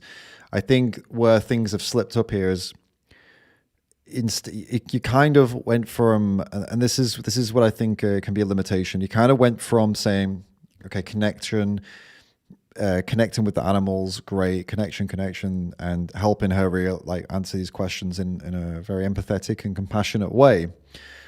And then when he immediately went to, are you a vegan? It became an attack on her personally. And I actually think, if you can look, okay, well, her arms were folded for like all of it anyway, but she's uncomfortable either way. But the second he asked that, all of that compassion, all those nice things she said about animals turned into, well, they're already dead and I like steak, which is, just a very defensive thing to say in defensive language. But of course that's what she said, because he put her on the spot. He made her feel bad. And that's what people do when you make them feel bad. They shut down and they go into a combative mode where they want to fight you. And this is why I think a lot of people get annoyed at vegans, because they feel like vegans are judging them. They feel like vegans are saying that they're a bad person. They feel like vegans are going to start to try and tell them why they're wrong. And so they get defensive. I think instead of doing that, what he could have said is, it seems like you have compassion. It seems like you care about animals. Tell me some things in your life that you think you could do to help animals. Like, what do you think some things you could do? I mean, this will be later in the conversation, but what do you think some of the things you could do today to help animals? What would you say they would be? And let them kind of give you the information about what they think they could do and what they believe, rather than going straight to the, well, are you a vegan? No. What's holding you back? Because then it just becomes again, I think you should go vegan. Tell me why you won't go vegan, which gives people that fight or flight. Okay, well, now I'm going to stand here and defend myself then. Whereas there was no need for that, because she was actually saying really nice things just literally 30 seconds ago. She was saying nice things about animals and it seemed like she cared. So, Dominic Smith, thank you so much for the super chat. Part 1, hi David, hope you're happy and doing well. What's your take on student unions implement vegan-only menus on campuses? What do I think about student unions who do vegan-only menus on campuses? I think it's really good, of course. I think it's a very good thing when they get that done in student unions.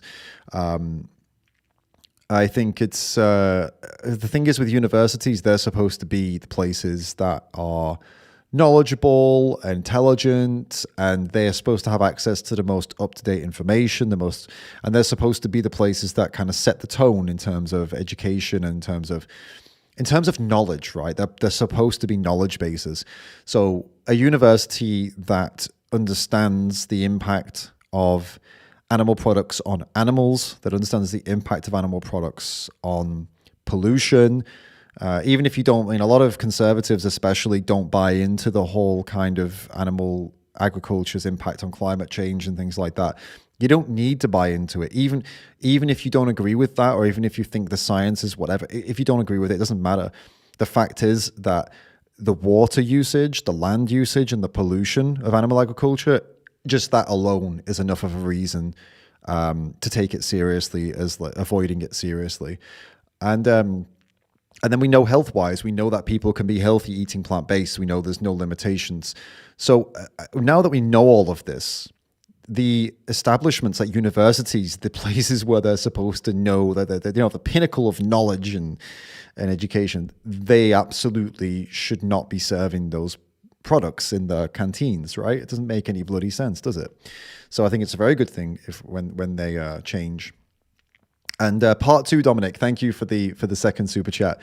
They have an elected mandate and students can go off campus or bring meat if they want, but still when this is done, there is massive pushback from the right who scream authoritarianism. Yeah, that's the other thing I've seen as well. They seem to think that a university campus making a decision on what they serve is some kind of impeachment on the freedoms of the students. And it's funny because the students, A, they choose to go to university. They don't have to go to university. B, they choose to eat at the canteen. They don't have to eat at the canteen. And C, they can bring their own food. It's like they're banning it in the university, full stop. They're just not going to serve it in the canteen anymore. So it is really quite funny. I understand why people would think that it's some kind of restriction on someone's rights and freedoms. I understand why it comes off that way, but it would only come off that way if they were being forced to eat something they didn't want to eat. They're not being forced. It's a choice, and the canteen is now plant-based. Okay, you have the choice of a plant-based canteen, or you have a choice to go off-site to somewhere that isn't plant-based. You still have the choice. No one's being told you can't eat somewhere else or whatever. Then that would be some kind of authoritarian thing. But yeah. Thank you for the question. And we have another question as well. Daniel Reynolds, thank you for the super chat. Have you seen the mislabeling of a vegan food at the COP29 event? Yeah, I've heard about that. So they mislabeled. Oh, we can have a quick look at it if you want. I've seen some stuff so basically COP29 is this big environmental conference, climate conference in Azerbaijan this time it was apparently, and they've been mislabeling food. So yeah, I don't think we'll get too much into it. I don't think there's not really much to see in the story there, but long story short, they have been mislabeling food. So they mislabeled vegan stuff that wasn't vegan. They labeled it as vegan, and they also served like a load of apparently like factory farmed animal products, like stuff like hot dogs and burgers and things like that, which is pretty crazy considering it's an environmental conference. And like, even despite what your views are on the environment and whether or not animal agriculture causes climate change and all those things, even if you don't even believe that, the fact of the matter is that factory farming and animal agriculture pollutes at an unbelievable level, like insane pollution. So to have those products being served at a conference that is supposed to be about environmentalism is pretty crazy. And it's not surprising to me, though, to be honest with you. These conferences are also hosting people who fly around on private jets and things like that, and it's not, I think it's more of a show than anything, to be honest with you. This COP29, these COP conferences, I don't really buy into them as on a personal level. It doesn't seem to me that they are very serious about what they're talking about. It seems like it's more like a show, to be totally honest with you. Harden saying, banning animal products is not the same as infringing on freedom of speech like universities and websites do. Would someone consider banning, I suppose we'll just call that pizza, authoritarian? Yeah, no, exactly. That's also the thing as well. It's not authoritarian. It's in that case, it's a moral thing. In the animal case, it's also a moral thing, but that's not the reason they're doing it in the anyway, we're getting deep now into the weeds. We're getting into some complicated stuff. Let's get back to the video that we were looking at and see where we go from here. So imagine this, right? So there are like 3 million vegans in the United States. And if these people were to stop being vegan tomorrow, do you think they would kill fewer or more animals, or the same amount, if 3 million people started demanding animal products? I think it would probably stay the same, honestly, because as far as I know, there isn't a shortage on meat that I know of. I'm not really aware of that. Well, what Yeah, she's in full-on defense mode right now. This is why this is no longer, to me, and this is no longer an honest conversation. Started off honest, unfortunately, it's not seeming to be too honest right now, and I think unfortunately this is sorry, Colburn. I think this is because of the framing that you put it in. You set the framing up as, I want you to be a vegan. You must tell me why you are not a vegan. And now she's just going to defend. A lot of people do this, and I don't blame them. If you're someone who's done this, if you're not a vegan and you've had an argument with a vegan and you've done this, I don't blame you, because it is just perfectly normal human behavior. That if you are doing something that everybody does, that is perfectly legal, socially acceptable, convenient, cost effective, if you're doing all those things and someone tells you if this thing is wrong, justify yourself, you're going to justify yourself. It's like a natural human behavior to get defensive, which is why I feel that we would be better with going for a different angle and talking to people. I feel weird because if someone's not vegan watching this, I'm going to tell you how to talk to you. But basically, what I'm trying to say is we need to have more conversations and more discussions that are two-party discussions where both parties are feeling like they are, I suppose, getting something out of it, versus just the vegan kind of telling you what's what and you just defending yourself, which is, I think, where a lot of these activism conversations go. But it's really hard not to fall into that, and it's hard for the person who's not a vegan, it's hard for them to not get defensive too. So it's like a balancing act. What happens is, because of supply and demand, right? So animal agriculture isn't like 100% subsidized by the government, which means if they overproduce, that cuts into their profit margins. So they'll lose money if they kill too many animals and put them on the shelves. So what happens is, when someone buys like animal products off the shelf, it tells the company to replace it. And in order to do that, the rights of animals are violated.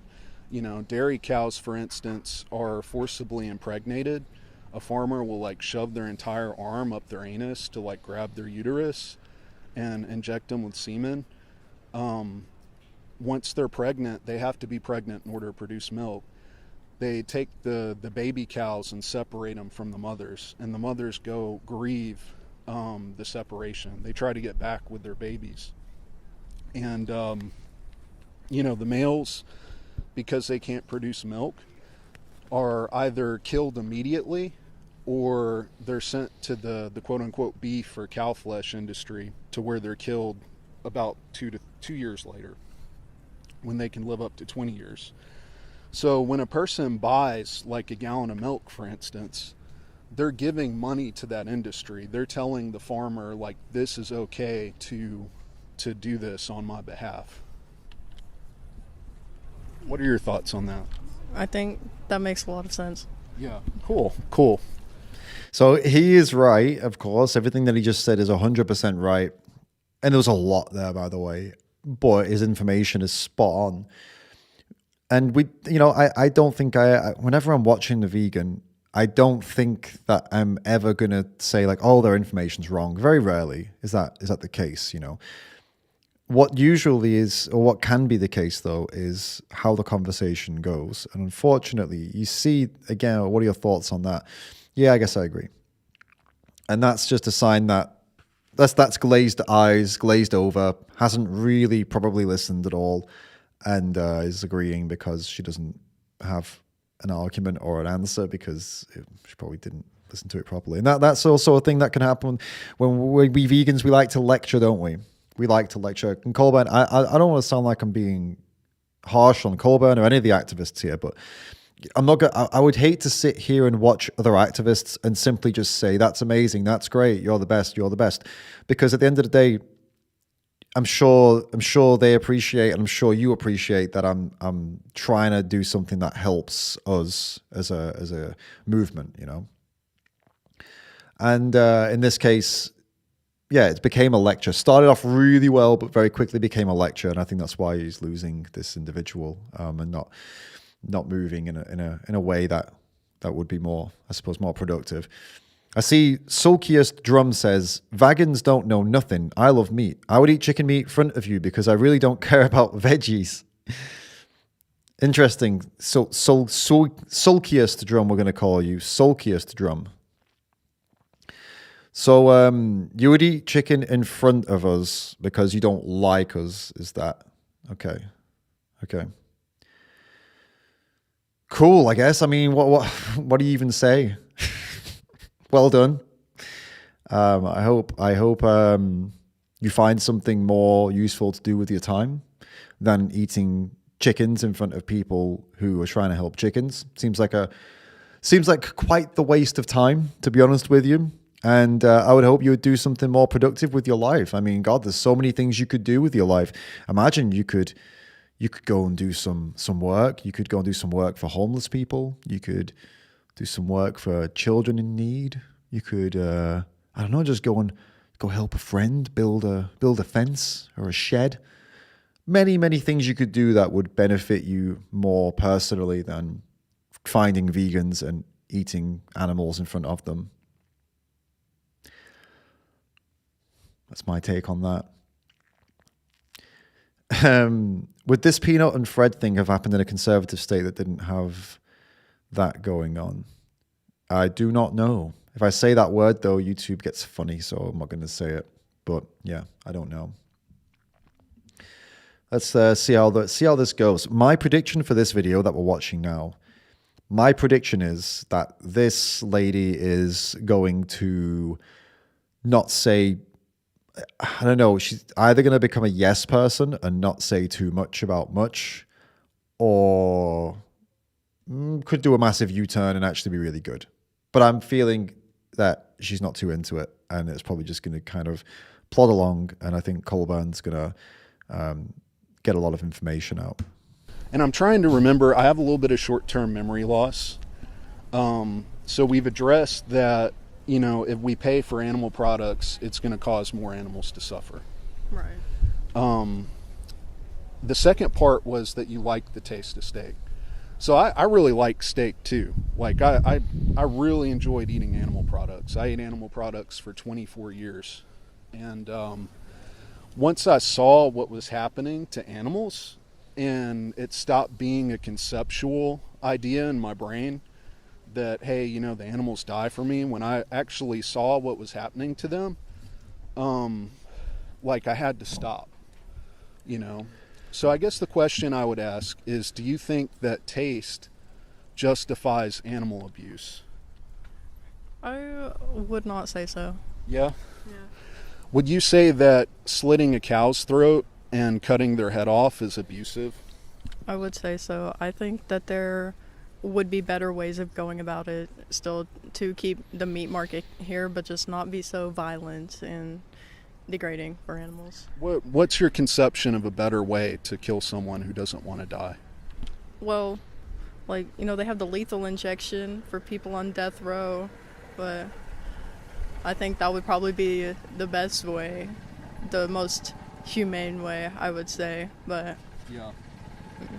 Yeah, and you know, that would certainly be better than what's happening to cows now, you know, because they get forced into these chutes, and I've seen a lot of cows, they smell the blood from other cows being decapitated, and they try to escape. They know their lives are in danger, so it's not like a quick, painless process. You know, they're forced into these slaughterhouses, and they experience like terror, you know, like a real feeling of fear before they die. Colburn's 100% right about this, that animals do experience this deep, intense fear and terror in the slaughterhouses because the cows, for example, they have really, really sensitive. They can hear a lot and they can smell a lot, so they know when there is blood and they can hear the screaming very clearly. It actually goes for a lot of animals. Actually, the pigs, it's the same. Sheep are the same, and goats are the same. And they really understand what's going on.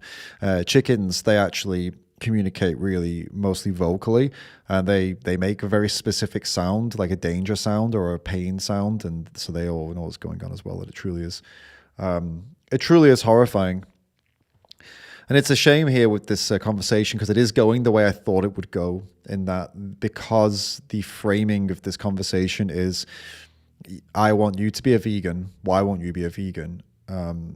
She's just going for defense. Oh, I think we could do it better. I think we could do it more humane. I think we could do maybe the lethal injection. You know, what? It's a silly comment. And I'm telling you, in her entire life, I promise you now, she would never have thought that she would ever say, let's give the lethal injection to animals. Like if you asked her before this conversation, hey, how are you doing? You're right.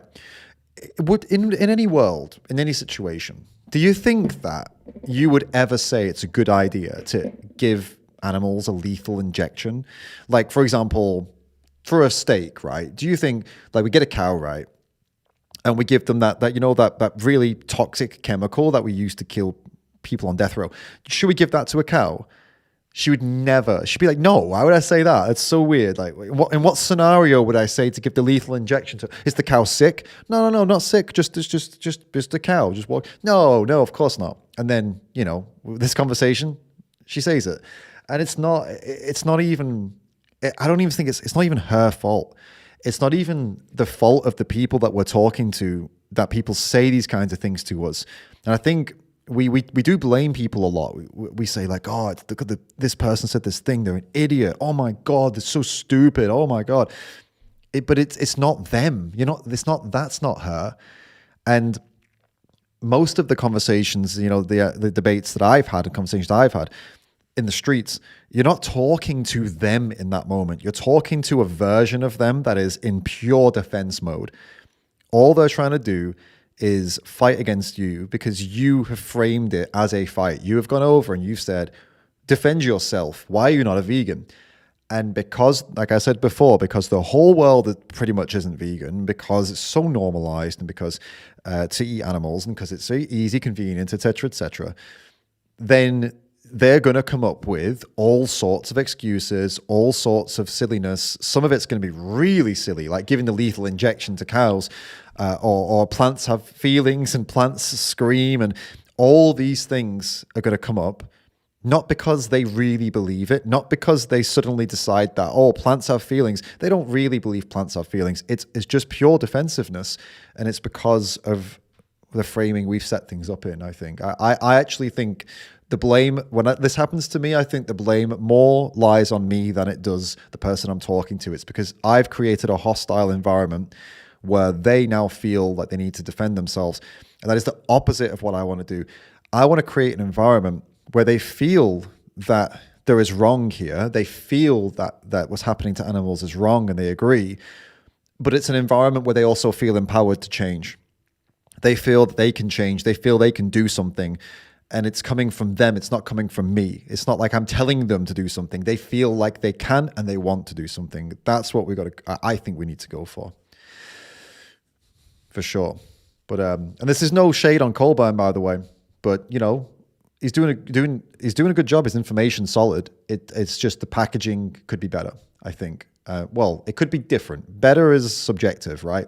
He might disagree with me on this. Some of you might disagree with me on this too. That's fine. Marcus, did I already read this one out? I don't think so. Thank you for another super chat. It says, you vegan activists, you are my only hope for a happy, free world. Thanks, Marcus. That's very kind of you. Both your super chat and your message. Thank you so much. Appreciate it. All right. Let's. This conversation could surprise me. Let's see.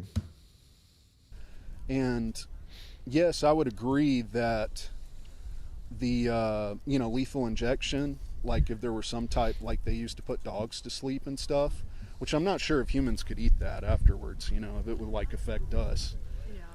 But that would be better than what they're currently experiencing in the slaughterhouse. So I agree. But I don't think that that's humane, right? When we look at the word humane, it means compassionate. So put yourself in the animal's position. If someone were to give you like a lethal injection shot and you wanted to continue to live, do you think that would be compassionate to do to you? I don't think so. Yeah, me neither. Me neither. So, with that out of the way, what would stop you from being vegan, if anything? I've considered veganism in the past, but I just haven't ever committed to it, I would say. I do think that animals eating other animals is definitely just like in nature of... For sure. It's just in our nature. It's what we do. And we were so close. We were so close to pulling her out of the defensiveness just now. She almost came out. She said, I considered veganism in the past, but I just didn't commit to it. And then, oh no, need to defend myself. Well, I think animals kill other animals. So, you know, I think considering that she says she's considered it in the past and that she didn't commit to it, there was an entirely different timeline for this conversation. It could have been such a different conversation. It could have been earlier on. What are your thoughts on going vegan? Well, how do you feel about being a vegan yourself? I actually considered it in the past, she probably could have said. Or, you know, have you ever considered making changes in your life for animals? Or, yeah, it's I don't know. There's a couple of different questions in the beginning that could have framed it a little differently. I can't remember exactly what you said, but yeah, she for a minute less defensive and then back to defensive, unfortunately.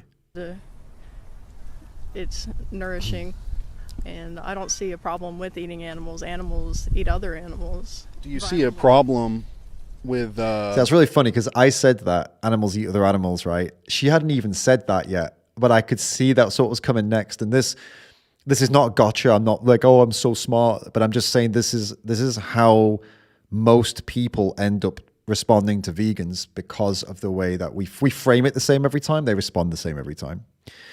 I see we've got SLB 3900 who says, buddy, stop being English. Not a lot I can do about that, mate. Yeah, I mean, I am English. It is what it is. He also says it's morally ethical to eat meat. You're supposed to. So there's a couple things there, man, that we'll get into. It's morally ethical to eat meat, and you're supposed to. So I guess you're going by, let's start with you're supposed to. I'd assume what you mean by that is that for protein, you know, something like that, you need to, right? We need it for nutrition. We need it. That's what I'll assume you mean. And it's morally ethical. What you're basically saying is you don't think there's a problem with it. You don't think that it's not wrong to do it. It's probably, you're saying it's good to do it. It's okay to do it. Okay. So we'll start with the nutrition side of things then. So there's nothing in meat that you can't get from something without an animal, right? You can get nutrition. The nutrition found in meat, you can get it from another place. That's possible, okay? That's just kind of established science at this point. There's nothing controversial there. In terms of the morals of it, whether it's like morally okay or not, most people in the world would agree that they disagree with trophy hunters, for example. They disagree with bullfighting. They disagree with dog fighting. They disagree with making chickens fight, etc. Because they say, well, it's not fair. It's not right. It's not morally right. It's wrong. It's not fair. Whatever you say. It's not good to kill animals for pleasure, whether it be with bullfighting, trophy hunting, making animals fight each other to the death. Most people say, no. It's cruelty, it's abuse, and it's for pleasure. Like, what the hell, you're sick. What's wrong with you, right?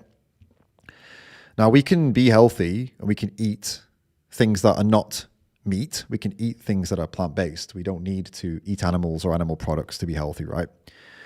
So that leaves us with the conclusion that we are doing it because it's nice, because it's convenient, because we like the taste.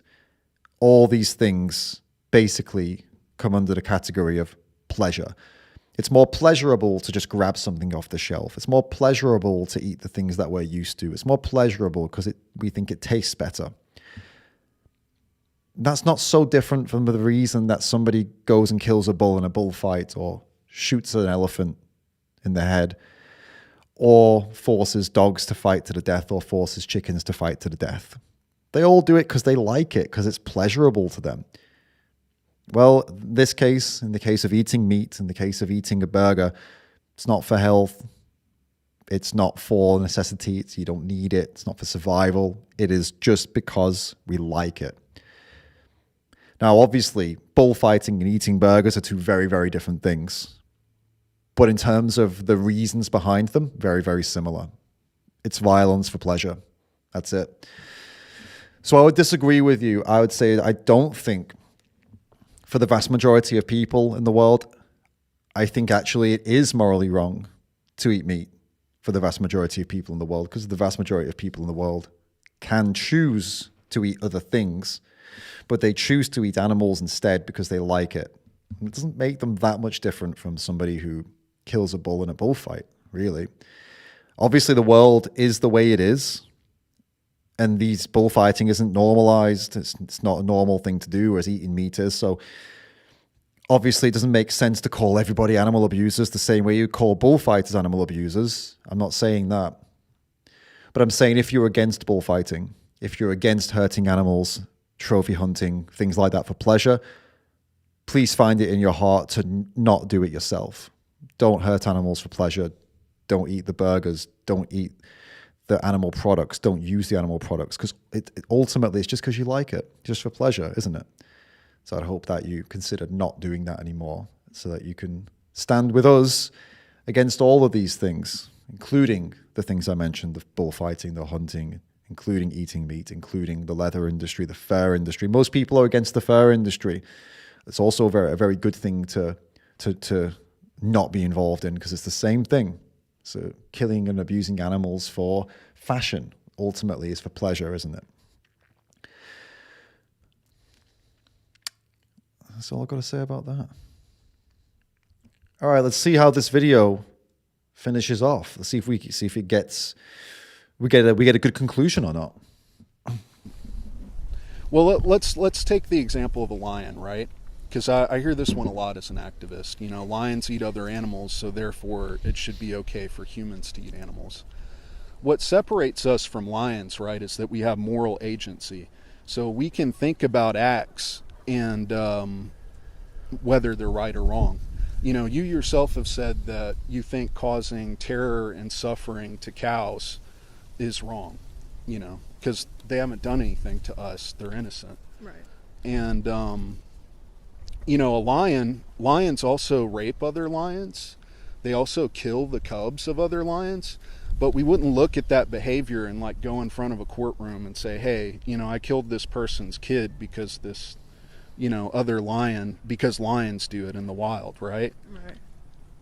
So do you kind of understand like how this is like an appeal to nature fallacy, to say that because lions do something, it's ethical for humans to do it? I do say with this example that is not a good argument. Why not? Well, you explained it pretty well, I'd say. Why Oh, it's okay, not a good cool. argument. Cool. I need to go. Okay. Oh man, this is it. This is similar to the. By the way, if you didn't hear that, she said, "I need to go." The reason I find that funny is because it's similar to the last conversation that we just saw, in that everybody agrees. Oh, logically, yeah. You know what? You have the better arguments, vegan. Oh well, you've definitely thought about this more than me. Well. All of my points seem very silly compared to now you've pointed out that my points are not very good. Okay. Well, anyway, thanks for the conversation. Bye.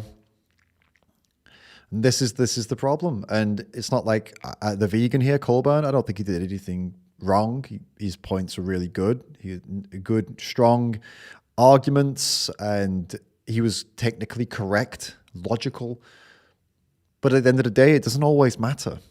And for this lady, it didn't matter. She defended herself, and he said, okay, here's why I don't agree. And she said, okay, then. She defended herself again. He said, well, here's why I don't agree. She's like, oh, yeah, okay, you're right, yeah. Anyway, I'm going to go now. And then that's it. It's a shame. But there's another minute anyway. Let's see if anything happens in this last minute. Okay, you got to go? Hey, thank you so much for stopping and talking with me and being open-minded. I've got some resources, and I'll, let you go on your way. Thank you. Yeah. Okay. Yeah. And so yeah, my analysis of this one is that Colburn is clearly a very intelligent and very likable guy. And I think the vegan I'm talking about here, very intelligent, very likable. And I think that he, with a couple little changes, would be absolutely fantastic because he's got the right energy and he's likable. And I think people would get on with him. I think the only adjustment in this conversation that would have helped them to have a more fruitful conversation, and not only for him, by the way, for her as well. When I'm saying this, I'm not only saying this as like, how to make vegans be able to make people go vegan. That's not all I'm saying. This is also advice for helping the person the vegan's talking to also get something out of this conversation so that it's not just kind of a one-sided, listen to all my arguments to go vegan and feel bad and then leave the conversation. Because I think as vegans, we have a responsibility to show people that we are in this for the right reasons and we don't hate them and we are trying to change the world for animals. And I think if we can do that more, a lot more people will be a lot more open to us and we'll have a lot more success in society with changing the way things are for animals. So the couple little tweaks I would recommend for Colburn here would be just to have more of a open conversation with less of a focus on why she should be a vegan and more of a focus on, firstly, her compassion and concern for animals is really good. Hone in on that. Like, focus on that. Ask more questions about that. Talk about, you asked, what's your concept of veganism? What do you think about veganism? She said some really great things. Ask why. Why do you think that it's so great? Do you know vegans? Explore that too. Get into that. Ask, have you personally ever considered it yourself? Oh, no, I haven't. Interesting. Oh, I have. Yeah, I tried it. Oh, okay. Talk me through that. Talk me through like how'd that go for you then? And then see what happened. Ask some questions. Oh, yeah. Okay, great. Interesting, right? Find out more about her before moving to kind of, and then you can still pressure. There can still be more pressure and more searching questions and searching comments. Like you mentioned earlier on a lot about how you have compassion for animals and you want to see a better world for them. And that's a really, really good to see. I love meeting compassionate people.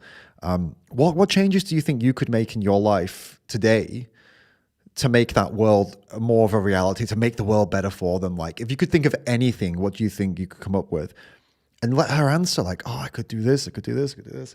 And then stuff that she says that's good, that's really good. That's some really good stuff. Like, I love that. Do you think, like, am I crazy here? Like, are you saying you could do that right now, like starting today? Is that something you're capable of? And then just kind of go from there. And I think that could have been an interesting conversation. And it's not fake, by the way. This is interesting. This is to me, that's way more interesting than explaining the nature fallacy, appeal to nature fallacy, or more humane methods, and all these things that people. She doesn't mean any of that stuff. It's just more, like I say, you're more talking to a defense mechanism than you are the person. And it does get really tedious as a vegan, to be honest with you, to just have the same conversation over and over again. And I think it's mostly our fault. I think we create the environment to have the same conversation over and over again. Oy, oy, oy. Is this Lil Troll still in here? Seems so. That's an interesting one. When people come to a YouTube live stream and then complain that the person they're watching stream is talking, like, what do you think happens? What do you think happens in a YouTube live stream with a YouTuber? Do you think it's just silence? For those who aren't keeping up in the live chat, someone's complaining that I'm talking too much. That's what people do when they have a YouTube channel. They talk. Maybe YouTube's not for you. That could be what it is. Maybe just YouTube is just not the place. But hey, you know, I'm not saying leave. Stay. You're very welcome here. I just find it funny, that's all. I've heard this before, actually. It seems to be something that people, they do when they don't like what the person's saying, right? Or it makes them feel bad. They start commenting on things about the person rather than what the person's saying. Like, oh, you talk too much, or oh, you look bad, you look funny, or, you know, things like that. It's quite funny. And it's what they go for when, it's what they tend to go for when they don't feel comfortable with what's being said, or they don't like what's being said. Dominic Smith, thank you for the super chat, mate. What's the best vegan restaurant you've ever been to? We're here for the animals, of course, but it would be cool to hear your best ever experience. That's a good question. Best vegan restaurant I've ever been to. To be honest, I'm just going to go for the last one that really sticks in my head. It was a place called Screamer's Pizza in New York, in Brooklyn. Just so good. And it wasn't just, the pizza was great, but it wasn't just the pizza. It's like, you go into this shop and it's a super like rundown little thing. It's not that fancy inside at all. And you get pizza by the slice, and you're in Brooklyn, and I don't know, you feel like you're in a movie, but the pizza and the vibe and everything all together was really cool. And the pizza was really good. It was awesome. But I gotta be honest, the vibe was also solid. Like, it's just like this really kind of scrappy little place. Great question, Dominic. Thanks for that, mate. Veggie Sheba, thank you so much for the super chat. I appreciate that. Legend, thank you. The "You Are Amazing" sticker, that's very kind. So all the trolls' messages have disappeared. If someone, you kept saying answer my stuff. Does somebody remember what he wanted to be answered? Just so I can see if there's anything worth considering or not. Because he went on and on and on and on, and just message after message. Was anything in there actually worth looking at? I'm trying to look. I'm just curious. He said he was going to give us all the arguments. He said he was going to go one by one, and then he just didn't. He just didn't give any arguments. Let me have a look. Oh, he said something about the meat in his pants, and then there was literally nothing else. Oh my God, so lame. Anyway, still welcome though. Anyway, stick around if you actually have something you want to ask. Did you ban or time out? Timed out. Okay, so when you're back after your little timeout, when you've calmed down, hopefully, then you can try and actually ask a question rather than just putting silly stuff in the comments. Nice. All right, cool. Well, that was Colburn. I forgot to say, if you like Colburn's vibes, well, here he is, Colburn Clark. Go check him out. I think he's got a bright future if he carries on making videos. I think he's got a good vibes. Good vibes. Ahmed says, "Hey guys, shall we hate on David?" Why would you do that, Ahmed? I'm saying your name properly as well. I mean, come on. Bit of mutual respect wouldn't go amiss, mate. Don't be mean. All right, well, I've got more videos to check out. So the next one we're going to look at, or more YouTubers to check out. It's going to be this, it's Basil B Vegan. Do you guys know Basil B Vegan? I'll show you in a minute. These are all people I've never seen before, and I just found them recently, by the way. So this is Basil B Vegan, 271 subscribers. Original content regarding vegan activism and veganism. Cool. Do you guys know Basil? Seems to be UK based. Oh no, maybe not. Because I figured talking about Aldi must have been UK based, but then I saw New York. So we're gonna watch. We need to watch a conversation. Okay, they're all very short videos, which is interesting. Super like short clips, like 2 minutes, even 3 minutes. Okay, let's look at this one. It's titled "Liberal Walks Away When Confronted with Her Hypocrisy." All right. Let's have a look. This is Basil B. Vegan. Liberal walks away when confronted with her hypocrisy. Can I ask you a couple questions about dairy cows? Yeah. Okay. Do you know why cows produce milk? When they have their calves. Right, right. So were you aware? Well, first of all, do you consume dairy in any form, like yogurt or cheese? You do. Yeah. Okay. So were you aware that they are forcibly impregnated year after year, and so they can continue to lactate? Have you ever thought? All of them? Well, if they have to be pregnant in All order to of produce? the sources of milk? Well, how can they produce milk if they're not pregnant? Well, maybe they're not all being milked. But they're not. Well, then how are you drinking their milk if they're? Where are you getting? Only after they have their calves. Right. So you're saying just in the wild, like they wait for a bull to just like. The ones that are hormone free. But they still had to give birth to be. Well, I'm not sorry. So if cows have to be pregnant in order to lactate. How do they? Don't. You gotta keep up. Okay. Like on a TV show. They are made to lactate with hormones, correct? No. How? They have to be pregnant. Yeah. But after that, the milk that we're getting. Right. Well, why do you think they produce milk? So she's talking about hormones, and she's not wrong. A lot of cows in the dairy industry, they are made to be pregnant by force. So they use artificial insemination, which involves farmers putting their hands inside of them and injecting them. And they also will inject them with hormones, which makes them produce more milk. Not everywhere does this, but most big like industrial units do this because they can get more milk out of them. So they're both right. And she's saying that there are some places that don't inject them with hormones, and then they won't have as much milk, which she's right, but they would still impregnate them. They would still artificially impregnate them, make them have babies, because that's how the reason they produce milk is because they have calves. It's not, they don't just have milk constantly. They need to have had a calf to be able to produce milk in the quantities that's needed, at least. And then eventually it starts to like run out after they've had the calf, and then they get them pregnant again so they can do the whole thing again. So they're both right. It's very adversarial, isn't it, this conversation so far?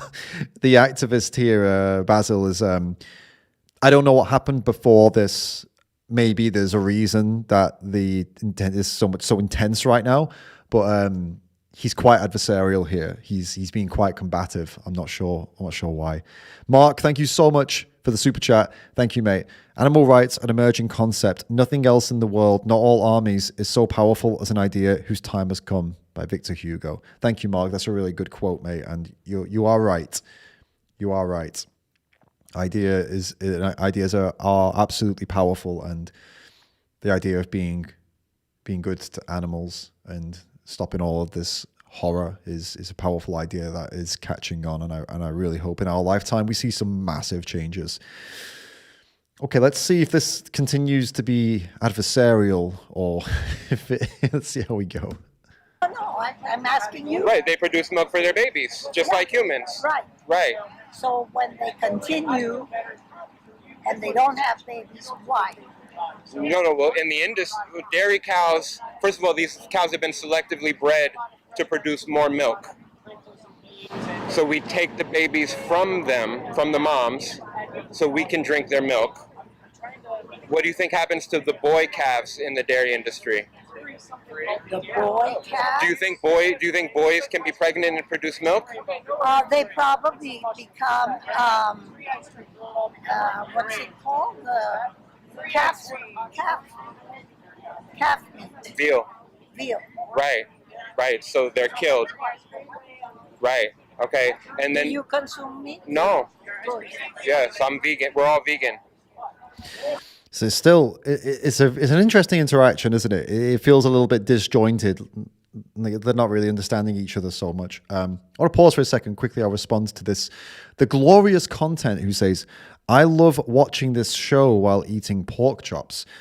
Now, you might expect that that would be something that I would be upset about because I'm a vegan and I'm against killing animals and hurting animals and I'm against violence to animals, which is why I'm a vegan. But actually, there's an important part of that comment that I'm really happy about. He's watching the show. You are in the right place, my friend. If you're eating pork chops and watching my video, you're exactly the person that I want to be watching this video. So stick around. Eat pork chops or not. Stick around and watch the video. Good to have you here. You're very, very welcome here. Thank you for coming along and watching. Appreciate it. Now let's see how this conversation concludes.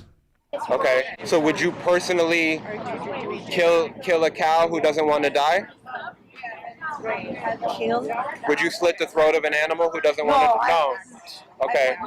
We're bouncing around a lot here. I don't know if this has been edited, but to be clear, the vegan here, Basil, everything he's saying is true.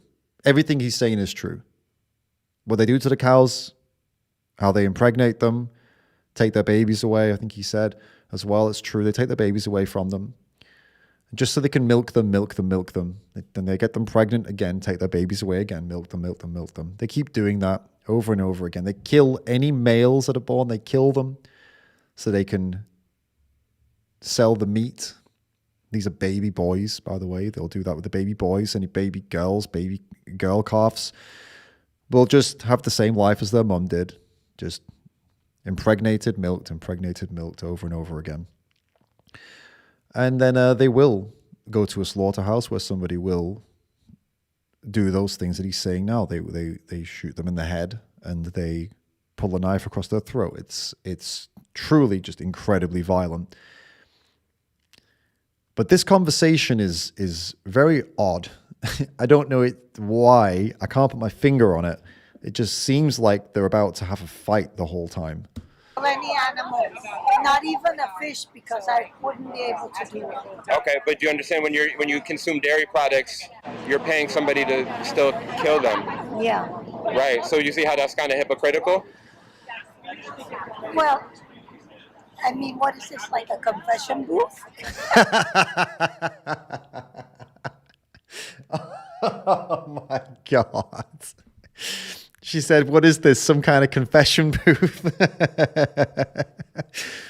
Okay, you know how the last couple of videos I said that a couple of times when we frame the conversation as I need you to be a vegan, explain why you're not a vegan. This is the kind of thing that she's right. The way the framing is like, it's like confess your sins, lady. What you're doing is immoral. Confess that I'm right, that you're immoral. Tell me you're immoral. And this is no shade on Basil. It's no shade on Basil because it's super easy to fall into this. Even though I'm really trying these days with the conversations I have to do things differently. It's so easy to fall into it because, you know, I'm not just talking about what happens to animals. I'm not just watching videos of what happens to animals. I have seen so much of it with my own two eyes. I have been there. I've seen it. And so it's not just like an idea in my head that I want to defend them. I want to physically defend the animals that I've seen in the cruelty and the abuse that happens to them. I want to stop it. And so when you have that passion, that drive, it is so easy to fall into this adversarial, confrontational, you're a bad person and I'm going to tell you you're a bad person. You fall into it. It happens. It takes a lot of effort to not do it, right? So I get it. But she's right. She's so right. It's like a confession. It's like a confession booth that we create when we do that. Confess your sins or change. These are your two options. It's probably not the best vibe. It's probably not the best strategy. I mean, clearly not for her at least. You see how she got way backed up just now, huh? Let me quickly have a look at the comments. Ahmed says, don't support that vegan turd. Is a deceiver like Lucifer. Man, the amount of people that have tried to say I'm a Satanist is quite fun. I got to admit, it's one of the perks of talking about veganism online. The accusations of being a Satanist. Okay. Yeah, let's jump back in. To get a free ice cream. Well, we're talking about millions of animals. Yes, I know. And So your what are personal, you doing? we're asking you to reconsider to Yeah, not but support dairy. I do that. I do reconsider. You do? Okay. Yeah. Okay. Well, that's not just because I had asked you and you said you do still consume some yogurt or Yes, cheese. I do. Right. So I'm But asking. it's a goat's milk. Okay. Right. But so goats produce milk for their babies. And boy goats don't produce milk, so the boy goats have to get their throats slit. And when their uteruses give out, they have to get their... Yeah, it's not surprising And that when she walked off. And it's tough. It's tough. There is nothing that he said that is not true. Everything he said is true. He was speaking truth. His information was correct. He knows everything about these industries. He has spent the time. He has learned, same as me. And I've got all respect for him for knowing his stuff and trying to get it out there. Unfortunately, again, it's the package that it's different from the last person we watched, Colburn. It's different, entirely different package, and an entirely different vibe. But on this occasion, it was adversarial and it was combative from the start. It was very much, I'm going to throw the information at you and see what happens next. And with her, she got increasingly more and more annoyed. If you look at the body language, open body language at the beginning, we're still open, relatively open, but as the conversation goes on, there you go, closed. Now she's getting pissed off. You can see it in her face, and it just stays like that. Open a little bit though, kind of more formal, I suppose, trying to understand more understanding. Like, I'm going to try and talk to this guy, because I think around that point she was trying to be more like, okay, well, what's the point of this? And then at the end, very firmly folded arms, very annoyed, and yeah. And it's not to say like, look, sometimes when we talk about these things, people are going to get annoyed with us. I mean, there's people in the live chat right now that are annoyed with me. And I've not done anything to annoy anyone today. Sometimes I do, not today, but yet people still get annoyed with me. So it's no surprise that people get annoyed with us. They don't like hearing what we have to say. But I think if there's something we could do that would change that and make it so that instead of being annoyed with us, they are more annoyed with the problem that we pose. They're annoyed with what happens to animals. They are annoyed that they don't know how to change. I think that would probably be better to direct don't get annoyed at me. I'm just the messenger, okay? I know why you're frustrated, because you don't want to hear this. I didn't want to hear it either. But please don't take it out on me. Like, I'm just trying to make a difference for animals. I'm just trying to make the world a better place, I think diverting the stress, diverting the frustrations elsewhere is probably a smart way of dealing. Yeah, I mean, it seems like the conversation started just. Can I ask you a couple questions? No, I think it's cut out maybe. I don't know. Anyway, definitely good information, correct information. Possibly a little different approach could have made this a more fruitful endeavor, is all I'll say on that one. But good work, Basil, for getting out there still.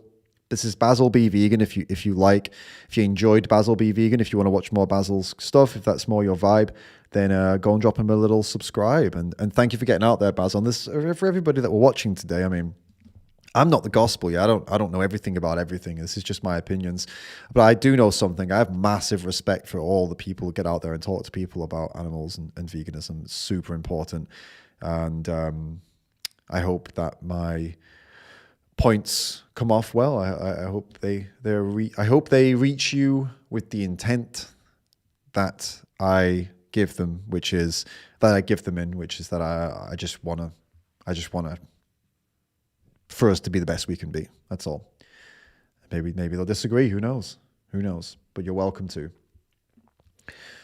We've got more, guys. We're not done yet. You having a good time? Give me some broccolis if you are enjoying the stream today. Give me broccolis in the chat if you're enjoying the stream. Yeah, pop them in there. Let me know. And I'll pick another interesting video.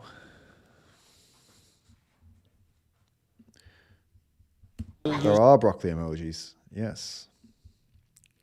All right, we're going to take a look at next at a video by a friend of mine, actually. I don't believe that we've ever looked at his work on the channel before, but he's got a video from 7 days ago. He goes by Fit Vegan Activist. You guys know Fit Vegan Activist? 376 subscribers. And we're going to dive into one of his recent videos. Name's Christos, by the way. This is his actual name. Good guy. We've done some great work with him. He's a very committed, very passionate vegan animal rights guy. I see loads of broccolis, which is good. Salad time. Hell yeah. Let's have a little look and find out what's going on here with this video. Was this discussion the sign she needed to go vegan? Well, I guess we're about to find out. We're showing what happens in the industries that exploit animals for meat, cheese, eggs, and any other product. How do you feel about it?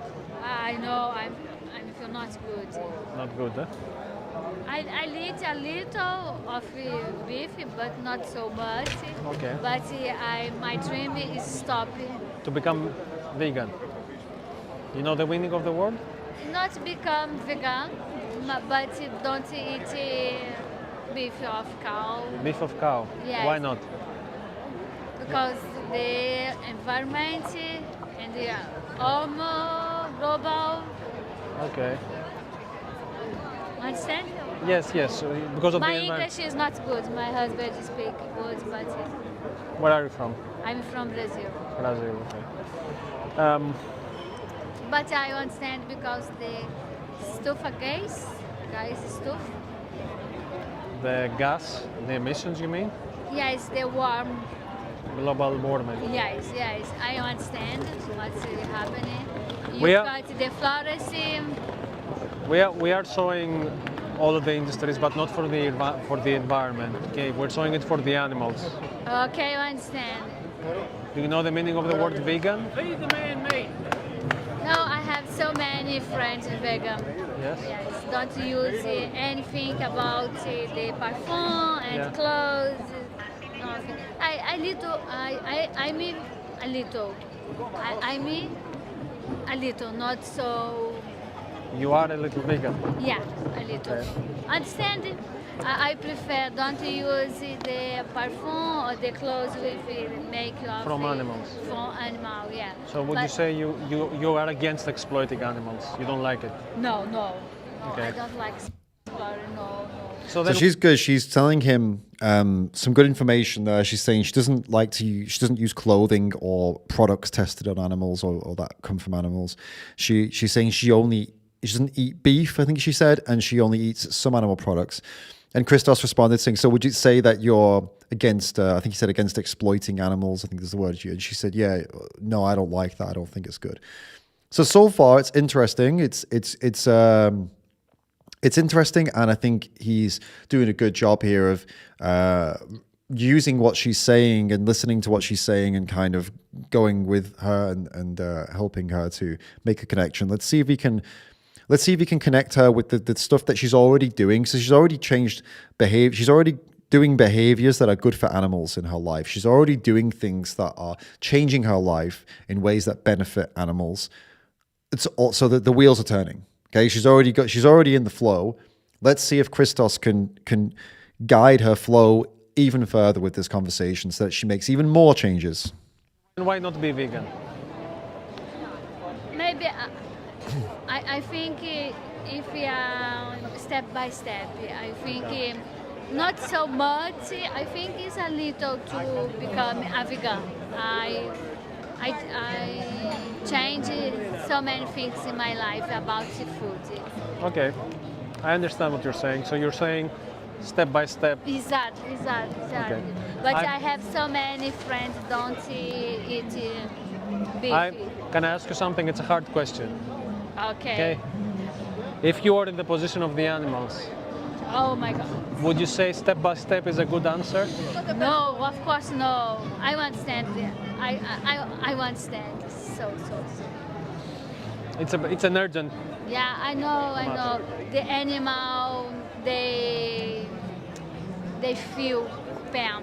I understand. I have conscience. Yes. But it's a culture. I need to change my culture. Your mind. Yeah, mind. Yes. I have conscience, but I need to change my mind. And your habits. My habits. It's so difficult. I buy beef in my house. So difficult.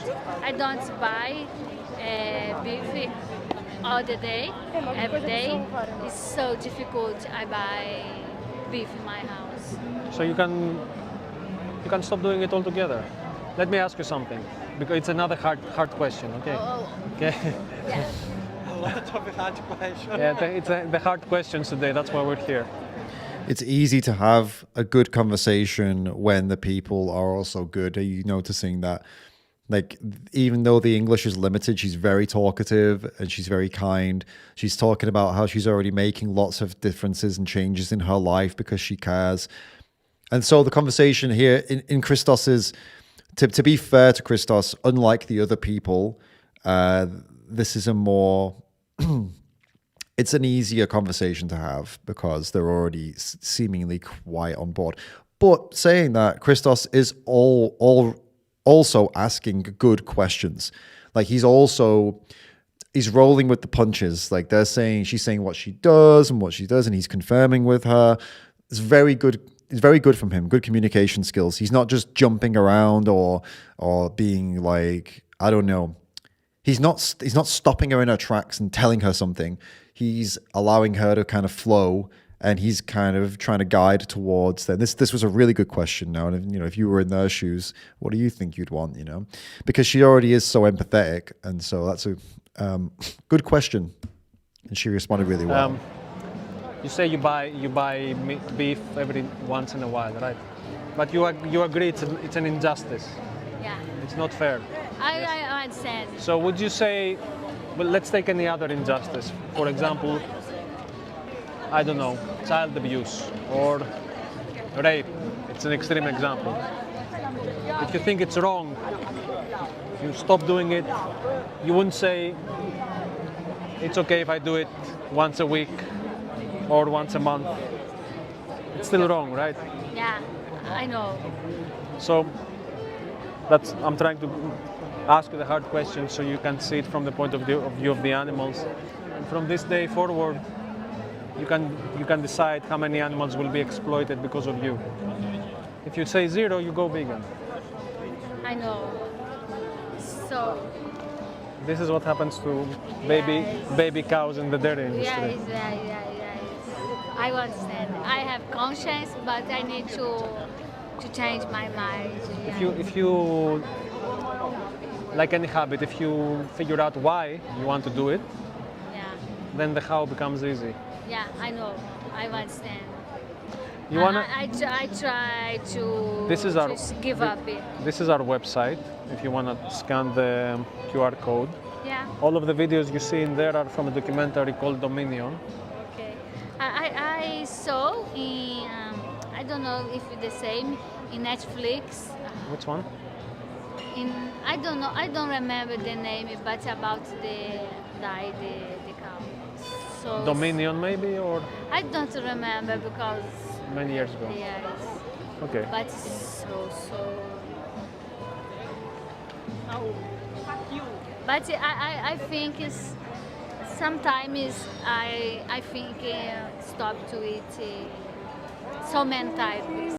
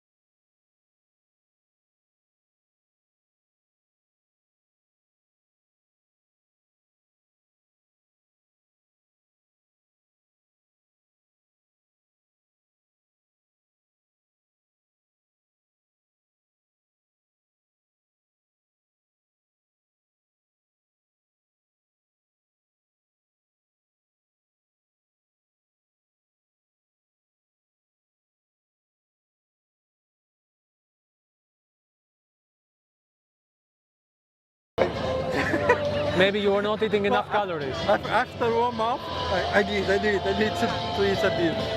Maybe you need to, if you take away one source of food, you need to replace it with some other food. Eat more food. Yeah, so everything he's saying here is, again, it's as always, the vegans we've watched today have all been very well informed, very well educated, and they've got very important, good points to make. And Christos is no exception. Here he's talking about when you change your diet, when you make a drastic change in your diet. So you're going to eliminate all animal products out of the food that you're eating, but you've been relying on those animal products for your entire life. And so what a lot of people make the mistake of doing, they go, yeah, I'm going to be a vegan. I'm going to do it plant-based from today. They cut out all these animal products and they don't do the research to figure out what they need to put there instead. And they think, it'll be fine. I know what to eat. Potatoes, vegetables, salads. Oh yeah, that's fine. That's what it is, right? And this food is healthy. And that's all they eat. And they're right. This food is healthy. Salad's healthy. Potatoes is healthy, right? The problem is, though, just eating those healthy foods is not going to keep you healthy. You need to find sources of fat. You need to find sources of protein. You need to introduce things that maybe you don't eat a lot, like chickpeas and lentils, nuts and seeds and other legumes and beans. And you need to create, if you're going to eat healthily, that is, you want to start actually making food like that involves a lot of these things. If you're not super into your health, you prefer convenience, you can get ready packaged vegan plant-based stuff like vegan burgers, veggie burgers, vegan fake meat burgers or whatever, or vegetable-based burgers, loads of stuff like that as well. But you need to replace the fat and the protein and the nutrition you were getting from animal products. Otherwise, you won't be healthy. So he's giving good advice here about that. A lot of people, they end up having significantly less calories than before. And that's a problem, because if you're a full-grown man, like for example, me, I am like 6'2", which is about 185 centimeters tall. I weigh about, last time I weighed myself, 90 kilos. If I suddenly went from eating a diet of 3,000 calories a day, if I suddenly started eating 2,100 calories a day, because imagine I was a meat eater and I was eating loads of animal products, and now all of a sudden I cut all of that out and I'm only down to like 2,000 calories a day. I'm going to feel pretty good for the first maybe couple of months, because it's like a detox. You kind of feel, your body can feel good when you suddenly kind of cut out a lot of calories, especially a lot of fat. You cut out a lot of fat and you eat a lot more fiber. So you start feeling really good. I feel light. I feel energetic. Wow, I feel so good. But it doesn't last. And if you keep on eating that way, eventually you're going to lose muscle, you're going to lose focus, you're going to get brain fog, you're going to bad skin, loads of stuff can happen because you have significantly cut your calories and you're probably not getting the right nutrition. Now, all of this can be solved by simply not just going, okay, I'm plant-based now, I'm going to eat salad.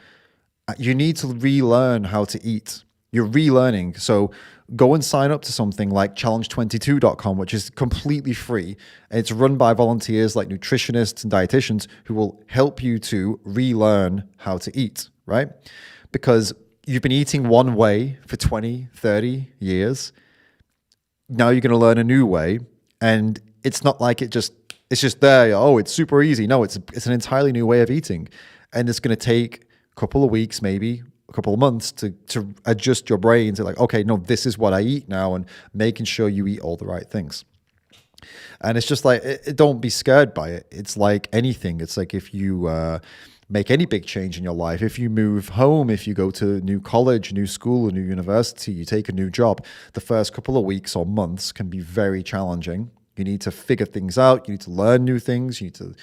It's just like that. It's just like that. It's a very similar process of learning and building a new habit. But you have to learn it and you have to build it. And if you don't, this is where you see all these people go, oh, veganism nearly killed me. And I felt so weak and everything was so bad. And it's normally because they did what I just said. They just ate literally salad and thought, well, salad's healthy. Yeah, Not every single meal though. You've got to actually eat stuff that has a lot of calories in, get all your nutrition still. Really, really important. For example, cow, for me, it's not the most tasteful. Okay. I prefer pork. I think pork is the most. Do you think pigs, did you see how they treat pigs there? They put them in gas chambers. Do you think that's your taste, pleasure? How much does it last? How much? When you eat something that is from pig, you take pleasure, right? See, more with pork. I don't like so much pork. But how long does it last? Like you have a meal, you enjoy it for 5 minutes, then you forget about it. Okay, I understand. Yeah. It's true. It's true. I think the thing is that the life come for you the certain time. Do you understand? Yes, I think I know what you mean. I think about this long years, but I've never stopped. I eat so less, not so much, less. But I believe the message the universe giving me stop it. Maybe talking to me is the message. Maybe you are my message. Yes, I take it. As long as you don't, you commit to stop exploiting animals. No, I hate this because if I think about this, I didn't. Yes, I did hate. All you have to do when you go to the supermarket is think about the animals. Yeah. In Malta, the people eat horse, but no, for me it's impossible. And rabbits? No, it's impossible for me because cow is culture. But you can change it. As you said, it's culture. You can change it. Yeah, you can change it. All right. So, thank you. Thank you. What's your name? Christos. Huh? Christos. Well. Cool. Yeah, I mean, it was difficult. It was very difficult because of the language barrier, and I guess it could have been a lot more of an interesting and open discussion. And she was very kind, and it's a shame about the language barrier, but he did his best, and I think he did a pretty good job there. I can't really give any feedback. I mean, it was a difficult conversation because of the language, but also an easy conversation because she was very kind. So hopefully that was was this discussion the sign she needed to go vegan? I think so, possibly. I mean, it's definitely possible, and I lean towards yes, I think so. I see we've got the Ahmed in the chat telling everybody that he loves eating doner kebab with real meat. Ahmed, could I ask you, I don't know based on your name at all, but are you religious at all? And if so, could you tell me what religion are you? I'm just curious. I'd like to ask you a couple of questions. What else we got going on in the chat? It's like you guys just all arguing with Ahmed. Let's have a look at the poll. I did a poll. I asked, how do you feel about animals? And we had the options were, I love animals and try to help them. I care, but I don't do much to help. Animals are cool, but not a priority. And I don't feel strongly about animals. So we have 80% of you saying, I love animals and try to help them. 12% said, I care, but I don't do much to help. 5% said, animals are cool, but not a priority. And 3% said, I don't feel strongly about animals. It's interesting. The ones in the 3% and the 5% didn't really say much today. Normally when we do these vertical streams, we get a lot of people popping in who have a lot to say. This time we've only really had Ahmed and a couple of others who've popped in, and it's interesting. I always like it though when people pop in who are who want to argue or disagree, because you're welcome here. It's actually great that you're here. That's why I'm trying to talk to you too, because I think I'd rather you are here watching this and engaging with us versus watching some mindless crap somewhere else on the internet. You are exactly the kind of people that we want to talk to. So, but yeah, hopefully he responds and we can have a bit of a discussion. But I don't know, maybe you guys are delayed. Could be that there's a delay in hearing me to the, then you respond in the chat. let's have a look. We've got. I think we'll do. We got to do somebody else. We'll do another video. I've got more in my list. Let's have a look. Here we've got one here that's interesting. This one's by. I haven't eaten chicken in ages. Hey, 1 minute. Sorry about that. This is by a guy called Matthias Hammersven. So he's got 339 subscribers. It seems to do activism in, is that Norwegian? But that one was in English. But I think Norwegian, it looks like. Or it could be, is it Swedish or Norwegian? I think it's Norwegian. Anyway, we've got the video that we've got is actually in English. It says, open-minded Muslim sits down with vegan. Let's have a look. I haven't eaten chicken in 8 years. I've had no chicken. Why is that? Because I felt that the poultry industry is, the chickens that are coming out of there are not healthy. They are just, bred to be something on your table. There were chickens that we would run after and we couldn't catch them. Those were the ones we ate. And the chickens that you're eating now can't even run 10 meters. They're freak shows selectively bred to grow so quick that their legs can't support them, and they're just 6 weeks old when they're killed. Yo, Mathias her, og er på Jernbanetorget, Tigeren. Fikk jo Birger litt over kneika, så nå er jeg her med Nico Stang. Han har også lyst til å begynne med debatter. Han har startet YouTube-kanal han også. Sjekk ut kanalen hans og subscribe der. Han har jo masse følgere på Instagram. Så nå er vi her for å få til noen debatter og samtaler.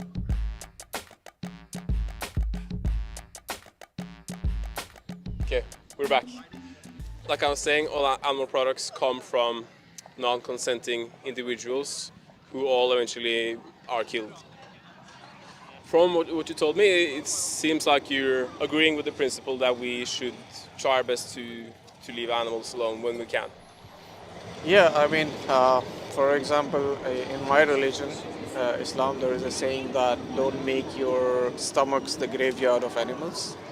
That means do not consume meat or animals more than that is necessary.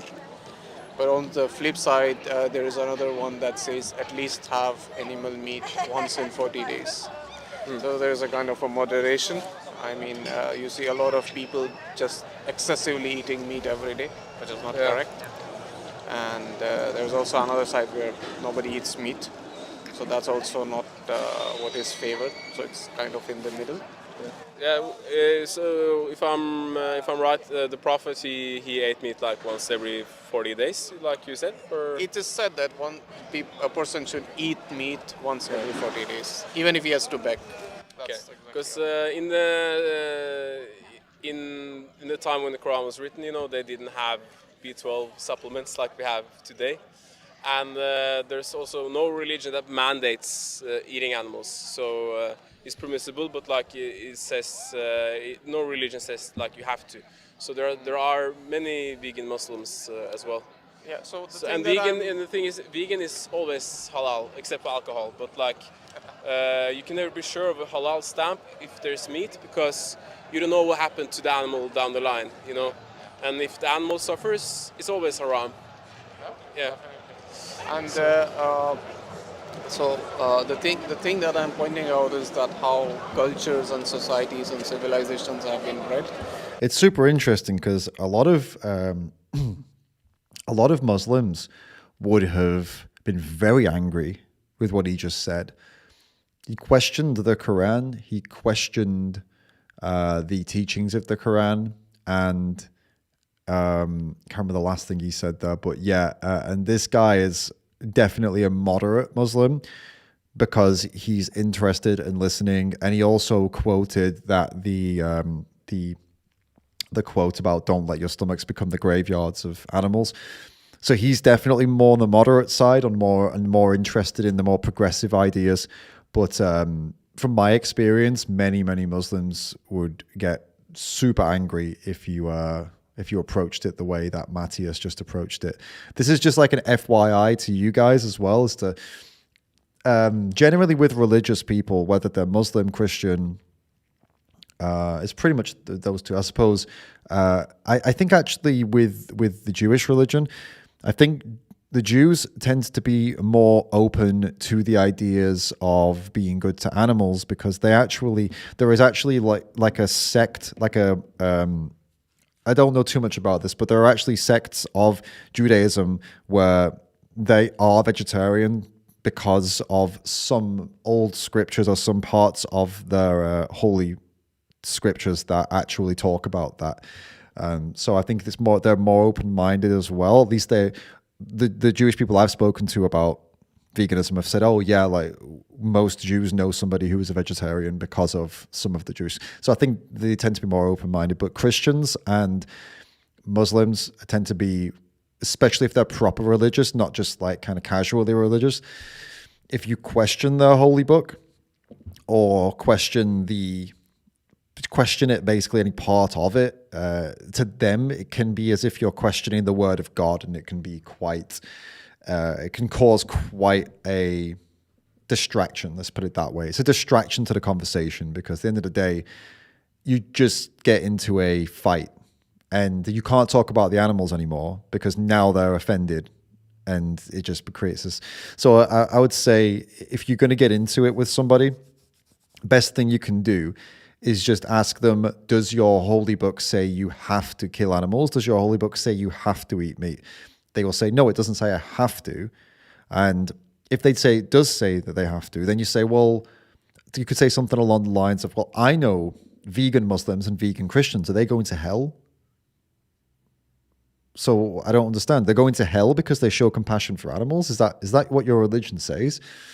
That doesn't seem, I don't know. To me, that doesn't seem like it makes any sense. So surely God would want you to be nice to animals if he was good and peaceful. And so it's, instead of it being saying your book is wrong and you are wrong, you say, well, I know people who are vegan, and you challenge the kind of, well, are they going to hell? You know, work it that way. Yeah, I mean, you can, if you know your stuff with scripture and things like that, I'll leave that up to you. Like, watch Cowspiracy. I highly recommend you watch Cowspiracy. It's a documentary that literally goes into the history of religion and animals and explains a lot of interesting and really groundbreaking stuff about the history of religion and Jesus particularly and his relationships with animals.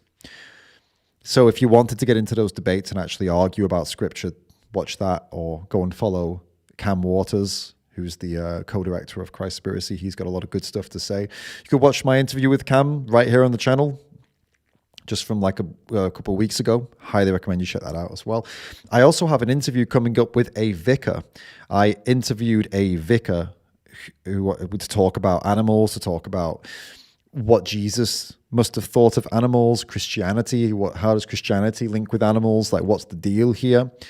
It was really good, and he's a man of the cloth, like an actual full-on vicar. Got him on the channel for a chat, so that video is coming up soon. Definitely stick around for that. Brought up. So I think what has happened instead in the last many years in societies that have improved economically is that they have money to eat more and more. So they naturally go towards meat because it was considered expensive. And it's a luxury, yeah. Yeah. So it's become kind of like that. But yeah, I mean, I definitely support eating healthy and eating good things. And it is, of course, you know, on the other side, you see that people who eat a lot of meat, they also have heart problems, they have a lot of diseases, they encounter a lot of issues as well. Yeah. So that's completely true. It's like the leading cause of many of our main killers, like heart disease, cancer. But just to be clear about it, that veganism is not about health. Like, you can be very healthy as a vegan. Whole foods, plant-based diet is proven the most healthy. But you can also have junk food as a vegan and get drunk, or like it's just about not violating the rights of animals and not seeing them as resources. Yeah. What you're pointing out to, what you're underlining is a point of morality. Yeah, it comes from morality. Yeah. So yes, I mean, that's something interesting and I can read more about it. Yeah, that's cool to hear. And like you said, like it will take time for everyone, if everyone ever is gonna go vegan. But society don't need to change for us as individuals to change. And culture and society is just built up by individuals. So the more people who change their habits, then the quicker the change is going to see. More and more people are turning vegan, like you said. And I think in the future we'll look back upon what we did to animals with kind of like the same horror as we today look back upon things like slavery or other injustices in the past. So what would stop you from joining this joining this movement? Well, I mean, I'll have to, read more about it, become more aware about its merit. Me personally, I haven't eaten chicken in 8 years. I've had no chicken. Why is that? Because I felt that the poultry industry is, the chickens that are coming out of there are not healthy. They're not, I mean, it's... Yeah, they're yeah, freak shows selectively bred to grow so quick that their legs can't support them, and they're just 6 weeks old when they're killed. Exactly. Yeah. So it's like when I met a person from the army, and he's like, there were chickens that we would run after and we couldn't catch them. Those were the ones we ate. And the chickens that you're eating now can't even run 10 meters. So it pointed out towards how unhealthy and that they are just, bred to be something on your table. Yeah, he's talking about the chicken industry, which is absolutely, definitely, in terms of scale and severity, the chicken meat industry is absolutely mind-boggling. I think we're talking billions of chickens, and as they were saying, they grow so quick they can't even walk. They die face down in their own feces and urine because they can't lift themselves up to get to the water, or they can't stand up to go and eat. And they cannibalize each other in these places. They eat each other in these places because the just absolute sheer madness of it, the stress. They lose their minds. It's not just physical torture; it's psychological torture in these chicken farms. It is just absolutely unbelievable. It is insane. So this guy here is saying he doesn't eat chicken because of all of that, which again is a great example of a positive change in his behavior. He's changed his behavior. He's made choices that benefit animals, which is a great place for this conversation to start at. And the wheels are already turning. He's already making decisions. Why not make some more, man? Why not make some more and keep making these decisions to make this world better for animals? Let me just answer a couple of questions and check some of these super chats. Tone says, doesn't Streamlabs give the whole donation instead of taking a cut too? That is true. Streamlabs does not take a cut when you send over a tip. Super chat does take a cut, but it's also about whichever you are happier to use. If you prefer to use super chat, use super chat. If you prefer to use Streamlabs, use Streamlabs. However, if I were to choose which one I would like you to use, I would recommend Streamlabs in the pinned comment, because they don't take as much of a cut. I think it's very small. It's just like a PayPal processing fee or something like that. But Dominic, thank you for the super chat. I appreciate it. I mentioned before the Buddhist religion cult with veganism, the central tenet of their spiritual beliefs. You up to see one of their videos for something different? Full title of the video, next super chat. 1031 show, Supreme Master Ching Hai on the harmful effects of meat and the circle of violence. We can take a look at it after we are done with this conversation. We'll have a see. If it's a show, it sounds like it's going to be pretty long, so I don't think we'd do all of it, but we'll come to it. We'll come to it after we're finished with this. Thank you for the super chat, Dominic. We'll get to it. Okay, let's see where we go here. So with this guy, this Muslim, he is empathetic to animals, it seems. He cares. He's talking about the chickens. I think there's a good basis here for this guy, and he's listening. He's paying attention. He's sat down for the conversation. He's committed. This could be a good outcome. I really hope it goes in a good way. It's all true. Those are all good reasons not to buy chicken. But the same is often true with most other animals too. Maybe not to the same extent as chickens, but most animals raised for meat are also selectively bred to grow quick and also like people say it's fine if you treat them better, but like no matter how we treat them, like they're all eventually killed also. So, and if you don't need to kill any sentient being, then do we have a reason to if you don't need to? Like a good, justifiable reason, I mean? It's all about the way of life. I think humans can define their way of life, and if they find that there is value in not eating meat and not killing animals, then I think that's a choice they can make. Yeah. And It's there a choice should you nothing be standing in the way of that. Cool.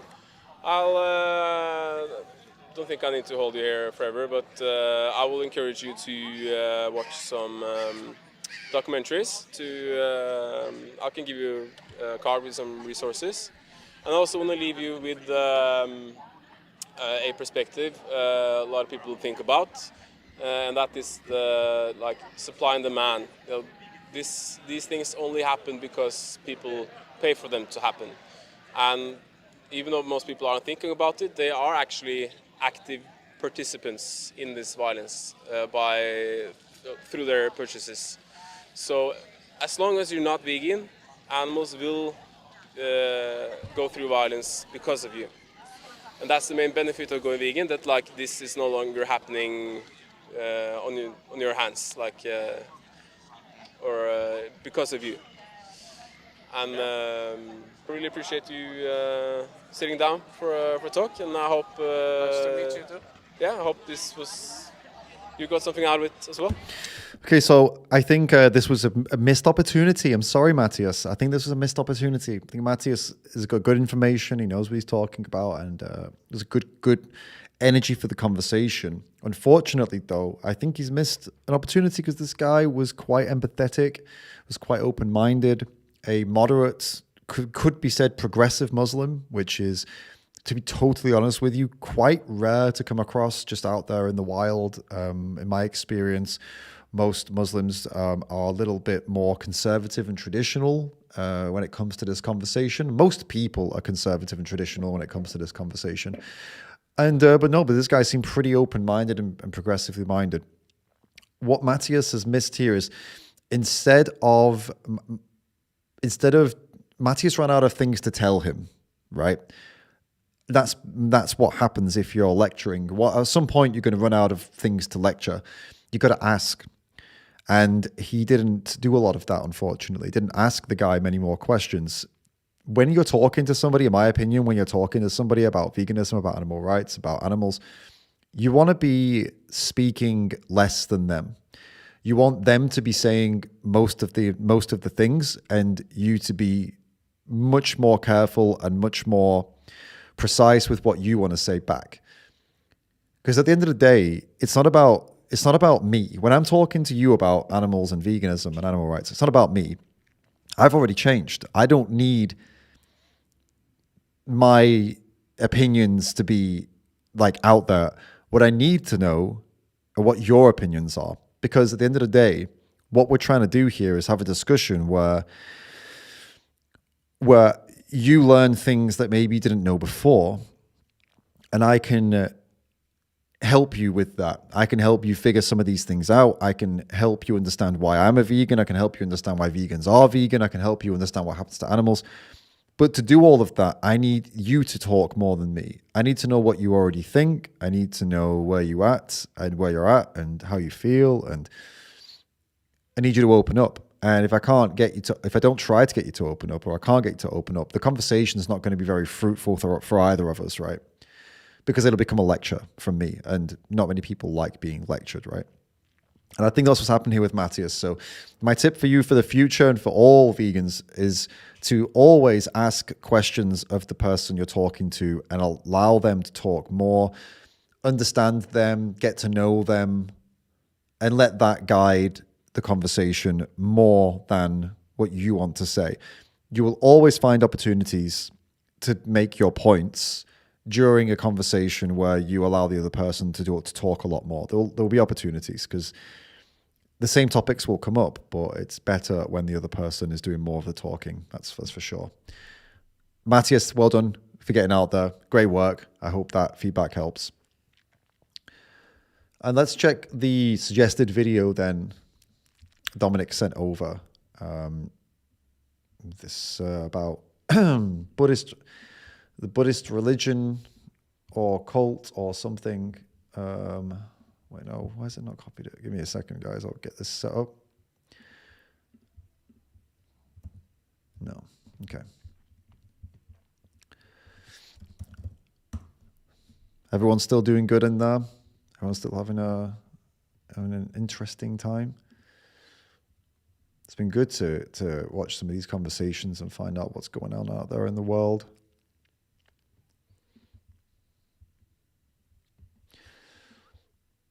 I'm just trying to find this video that Dominic has sent over.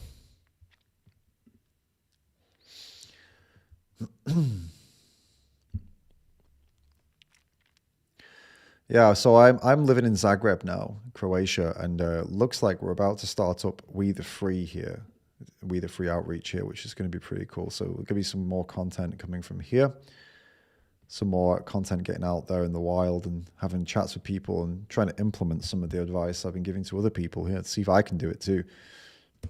See if I'm just if I can just give the advice, but can I apply it myself? That's the question. Who knows? All right, here's the video that was suggested by Dominic. It's Supreme Master Ching Hai on the harmful effects of meat. Let's have a look. Warning, you might find the content herein disturbing, but the truth must be revealed. Our programs offer many languages. Please visit suprememastertv.com/schedule. Nos programmes offrent plusieurs langues. Veuillez visiter suprememastertv.com/TV. Begins already from the animal diet is a diet of violence. It begins already from the way we raise them, the way we treat them, the way we force feed them with antibiotics and all kind of torture on them. And it ends with the way we violently kill them, massacre them en masse in order to satisfy our split seconds enjoyment. So we should stop being a part of this violent circle. Supreme Master Ching Hai, Vegan, on the harmful effects of meat. Part 7, The Circle of Violence. Continue watching to find out more.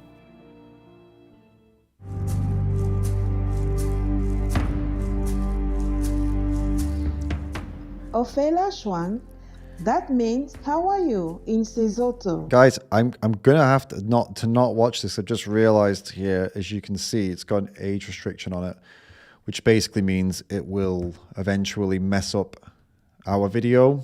When YouTube age restricts a video, it basically just tanks the video. But Dominic, thank you for sending that over. I will check it out off stream, and if anyone else wants to watch it, they can go and try and find it here. Like, this is the title here, Supreme Master Ching Hai Vegan on the harmful effects of meat. It's on the Supreme Master TV web there. Yeah, apologies, but yeah, if it's age restricted, it's going to cause a problem for this video, unfortunately. Apologies for that, Dominic. But thank you for sending that over. If you wanted to send a different one over for the next video, we could do that.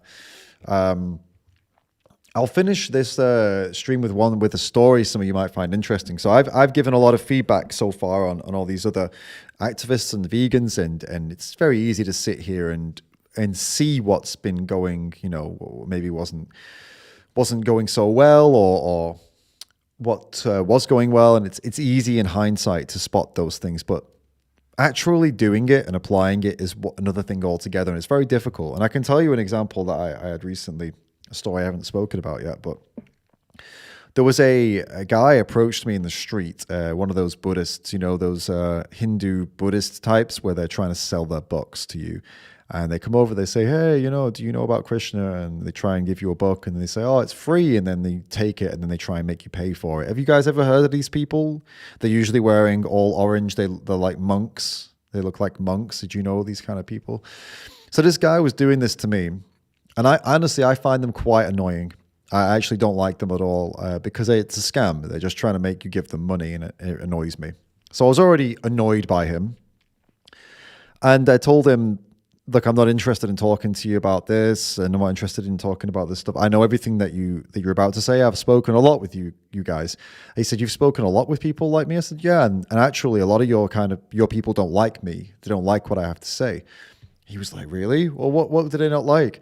And I said, oh, because, man, I was trying to be vague. I was like, because I talk about animals and they don't like it. And he was like, okay, like what? I said, well, because I'm a vegan, and you guys, you Buddhist monks, you're all super into the milk and the dairy products, and I'm against that. I'm actually going out, I'm trying to change the world, I'm trying to like expose this, and I'm trying to encourage people not to do that. But you always argue with me. You Hindu monks always argue with me. And he got super defensive immediately and started saying that, oh no, we don't abuse animals though. It's not abuse. It's fine the way we do it. It's fine. And we have these places where no one harms the cows and all these things, right? I said, okay, then, yeah. So is that every single milk product you drink? Does it come from those places that you've just said? These places where they don't harm the cows or whatever you say? And he said, no. I said, yeah. So you buy from the supermarket the same as everybody else, right? He said, yeah. I said, so why are you telling me that you don't fund animal abuse? Then you just told me that they don't abuse animals there, which means you agree with me that they do abuse animals in the rest of the farms, but you also buy from those farms. And then he said, oh, well, you vegans, you won't make any difference. Veganism does nothing, he said. And I just honestly, guys, it's all good and well telling people and telling yourself like, oh, the best tactics, and stay calm, and there's ways to talk to people, and there are. But in the moment when he says that to me after, trying to scam me with his book. And so I just said, oh man, what the hell? Who do you think you are coming to me? Right? Do you know, I work doing this. Do you understand? Like, I've dedicated my life to this. How dare you come over and approach me as somebody who's just admitted that you fund it. You just admitted you fund animal abuse. You agreed with me that it's abuse. You admitted you fund it. Tried to make excuses. Now you're telling me that I don't make a difference. I went, guys. I don't even remember what I said. I just went poof. I just exploded on the guy. And then he was getting angry too. And it was, it was so bad. In the end, it was just a very uncomfortable, very bad situation. And it's not the right way to handle it. It wasn't the right way to handle it, but it's very difficult when you're in the moment and someone does something like that. I think especially in this case, I think it was different. I would not normally lose my temper, but I think it's because he came over trying to scam me, right? And it ended up with him telling me that I don't make a difference as an activist. It was like, wait a minute.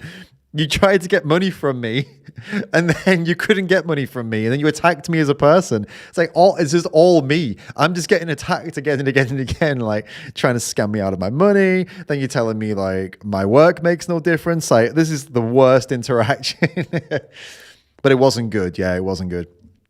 And if I could do it differently, first of all, I would have filmed it, because I think it would have made for a very interesting video to have a Hindu monk saying those things, because it would have been a good opportunity for all the actual Hindu monks to come out and say, hey, no, we're not with this guy, because they wouldn't be with this guy.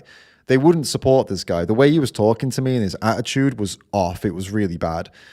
But then also my attitude back wasn't particularly good either. I could have done it differently. I think what I feel like I should have done is let him hang himself a bit more. Just kept on asking nice, calm questions and just let him keep talking himself into a corner. Because he was really stubborn. I think this is the case sometimes for maybe people like him, where he thinks he's doing so much because he's walking around, he's shaved his head, he's wearing all the monk stuff, and I guess he thinks that he's really elevated and really, I'm just doing something extra, I'm special, I'm better. Maybe it's like egotistical. He already thinks he's better, so that when he comes up against somebody who is saying, hey, look, there are some things you do that aren't good for animals, maybe he gets offended because he thinks in his head he's so enlightened and better than everybody, and then he realizes he isn't, and it upsets him. I think maybe something like that could be the case. Dominic, thank you for the super chat, mate. Says, sorry for not checking the video, but it's fine. It happens. It's crazy. Society promotes the consumption of animals, but will hypocritically hide what is necessary for it behind age restrictions. You are 100% correct. Yeah, that is absolutely something that happens a lot on YouTube, especially. They hide videos behind age restrictions, but it's just animal agriculture. Why is it hidden behind an age restriction? It's something that most people are supporting. It's something that children support, like via their parents. It's why would you hide the production of something that apparently is suitable for children even? Doesn't make sense, huh? And it does make sense because it's incredibly violent, and it is incredibly violent, and it should be age restricted because it's incredibly violent. But then it should also not be something that is done. It should be age restricted because it's illegal and because it's wrong and it's abuse and violence. But we have this weird thing where society is saying it's totally fine, it's totally normal, it's all humane, it's all beautiful, it's all wonderful. But then also it's so violent that people will attack you on the street for showing the images, and YouTube will take your video down. So wait, it's either violent or it's not. It's either perfectly acceptable or it's not. You can't have it both ways, right? You can't have it both ways. Yeah, if I tell you something, if the next thing with this 3900 guy, listen up, man. If the next comment from you is not some kind of thing you want me to say, you'll just be booted out of the chat, and you'll still be able to stay in the chat. You just won't be able to say anything. So it's up to you how you operate from here on. But we're not going to let you. People are welcome here who disagree, but not if they're just going to spam over and over again the same thing. It's very silly. So it's up to you, mate. You get to decide your fate. That's totally your call. We'll see what you choose to do. Your own fate is in your hands. All right. What else we got going on here? This has been a long stream so far. We got like 3 hours in. Eagerly awaiting the response of the troll. Who's been here the whole time? Who has been here the whole time? Let us know, guys. Give me some broccolis and such.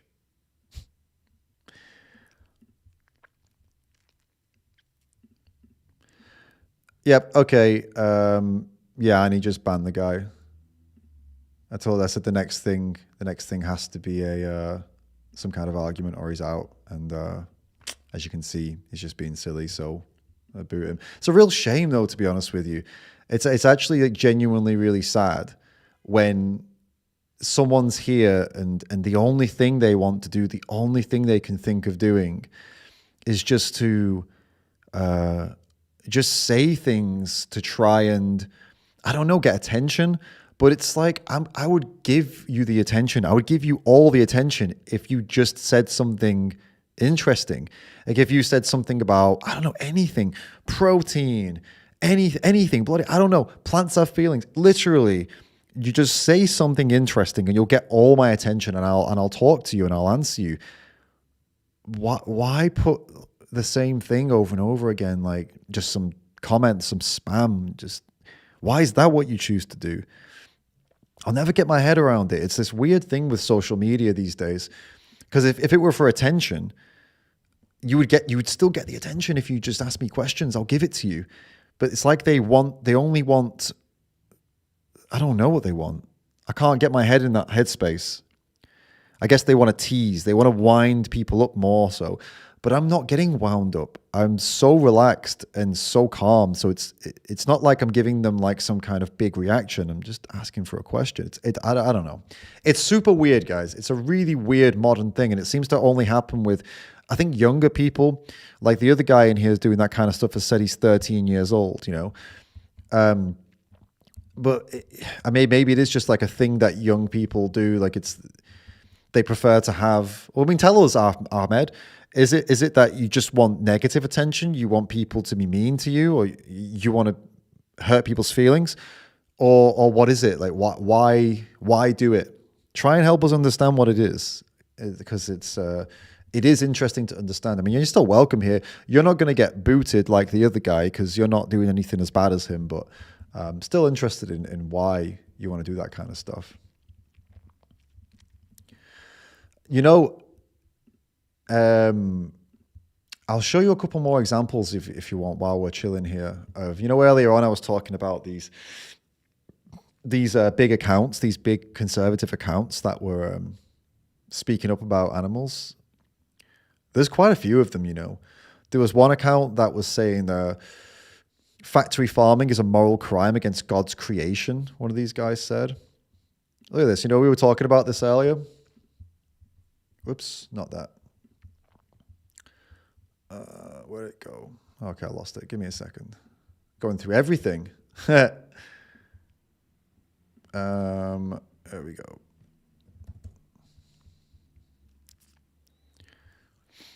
So there's a video here. Look at this, right? So this is from earlier this year, back in August.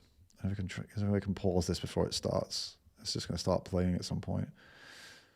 So this is a big, I believe, a conservative account, like a really big account.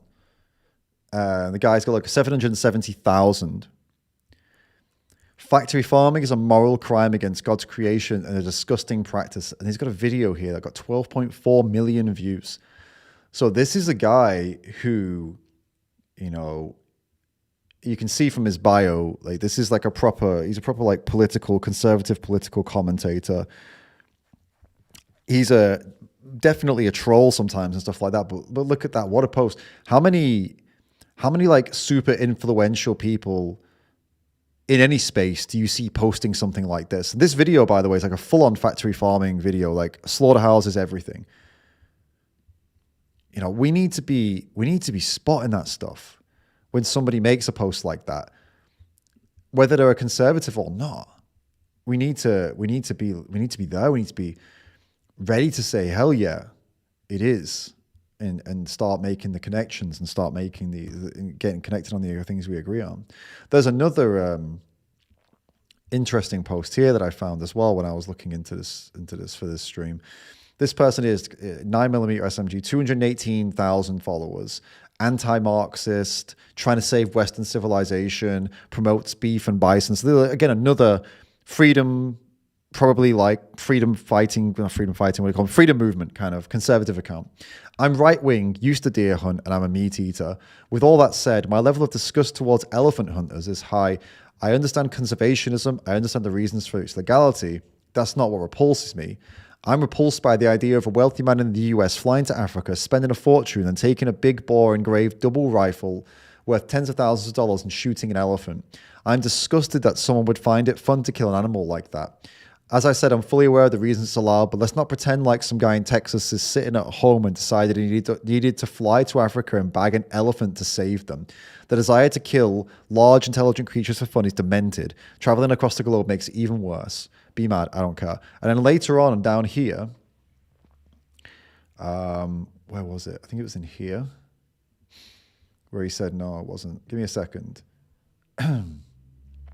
Someone says here, something, whatever, they kill animals. And he says, exactly, I only stopped deer hunting because I legitimately don't love venison. I've never actually enjoyed the killing part, though. And that got 1,200 likes. And this is a guy, as I said, some kind of right-wing conservative talking about how he never liked killing, and he's super against killing elephants.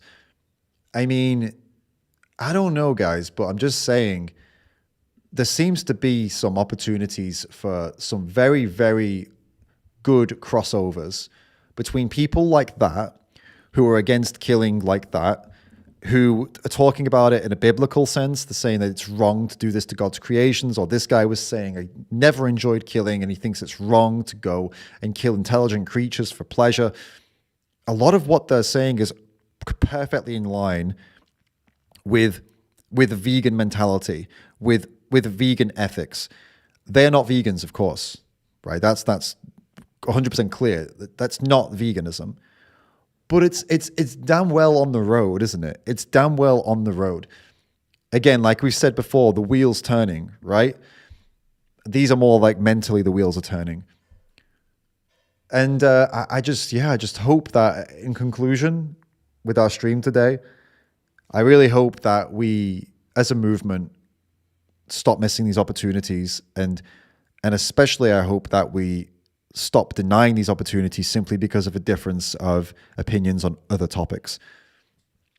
Animals need us to unify wherever we can. And not even unify. It's not even unify. You don't need to unify with somebody you disagree. You don't need to unify with somebody you think hates you. You don't need to unify with somebody you hate. But there are going to be occasions where we can work on the same issue and we can have some success on that issue, and align on that specific issue. It's not like you need to align with somebody on everything to be able to work and get something good for animals, right? It's not like you need to agree on absolutely everything else. We can, for the sake of animals, I think we can make it work, right?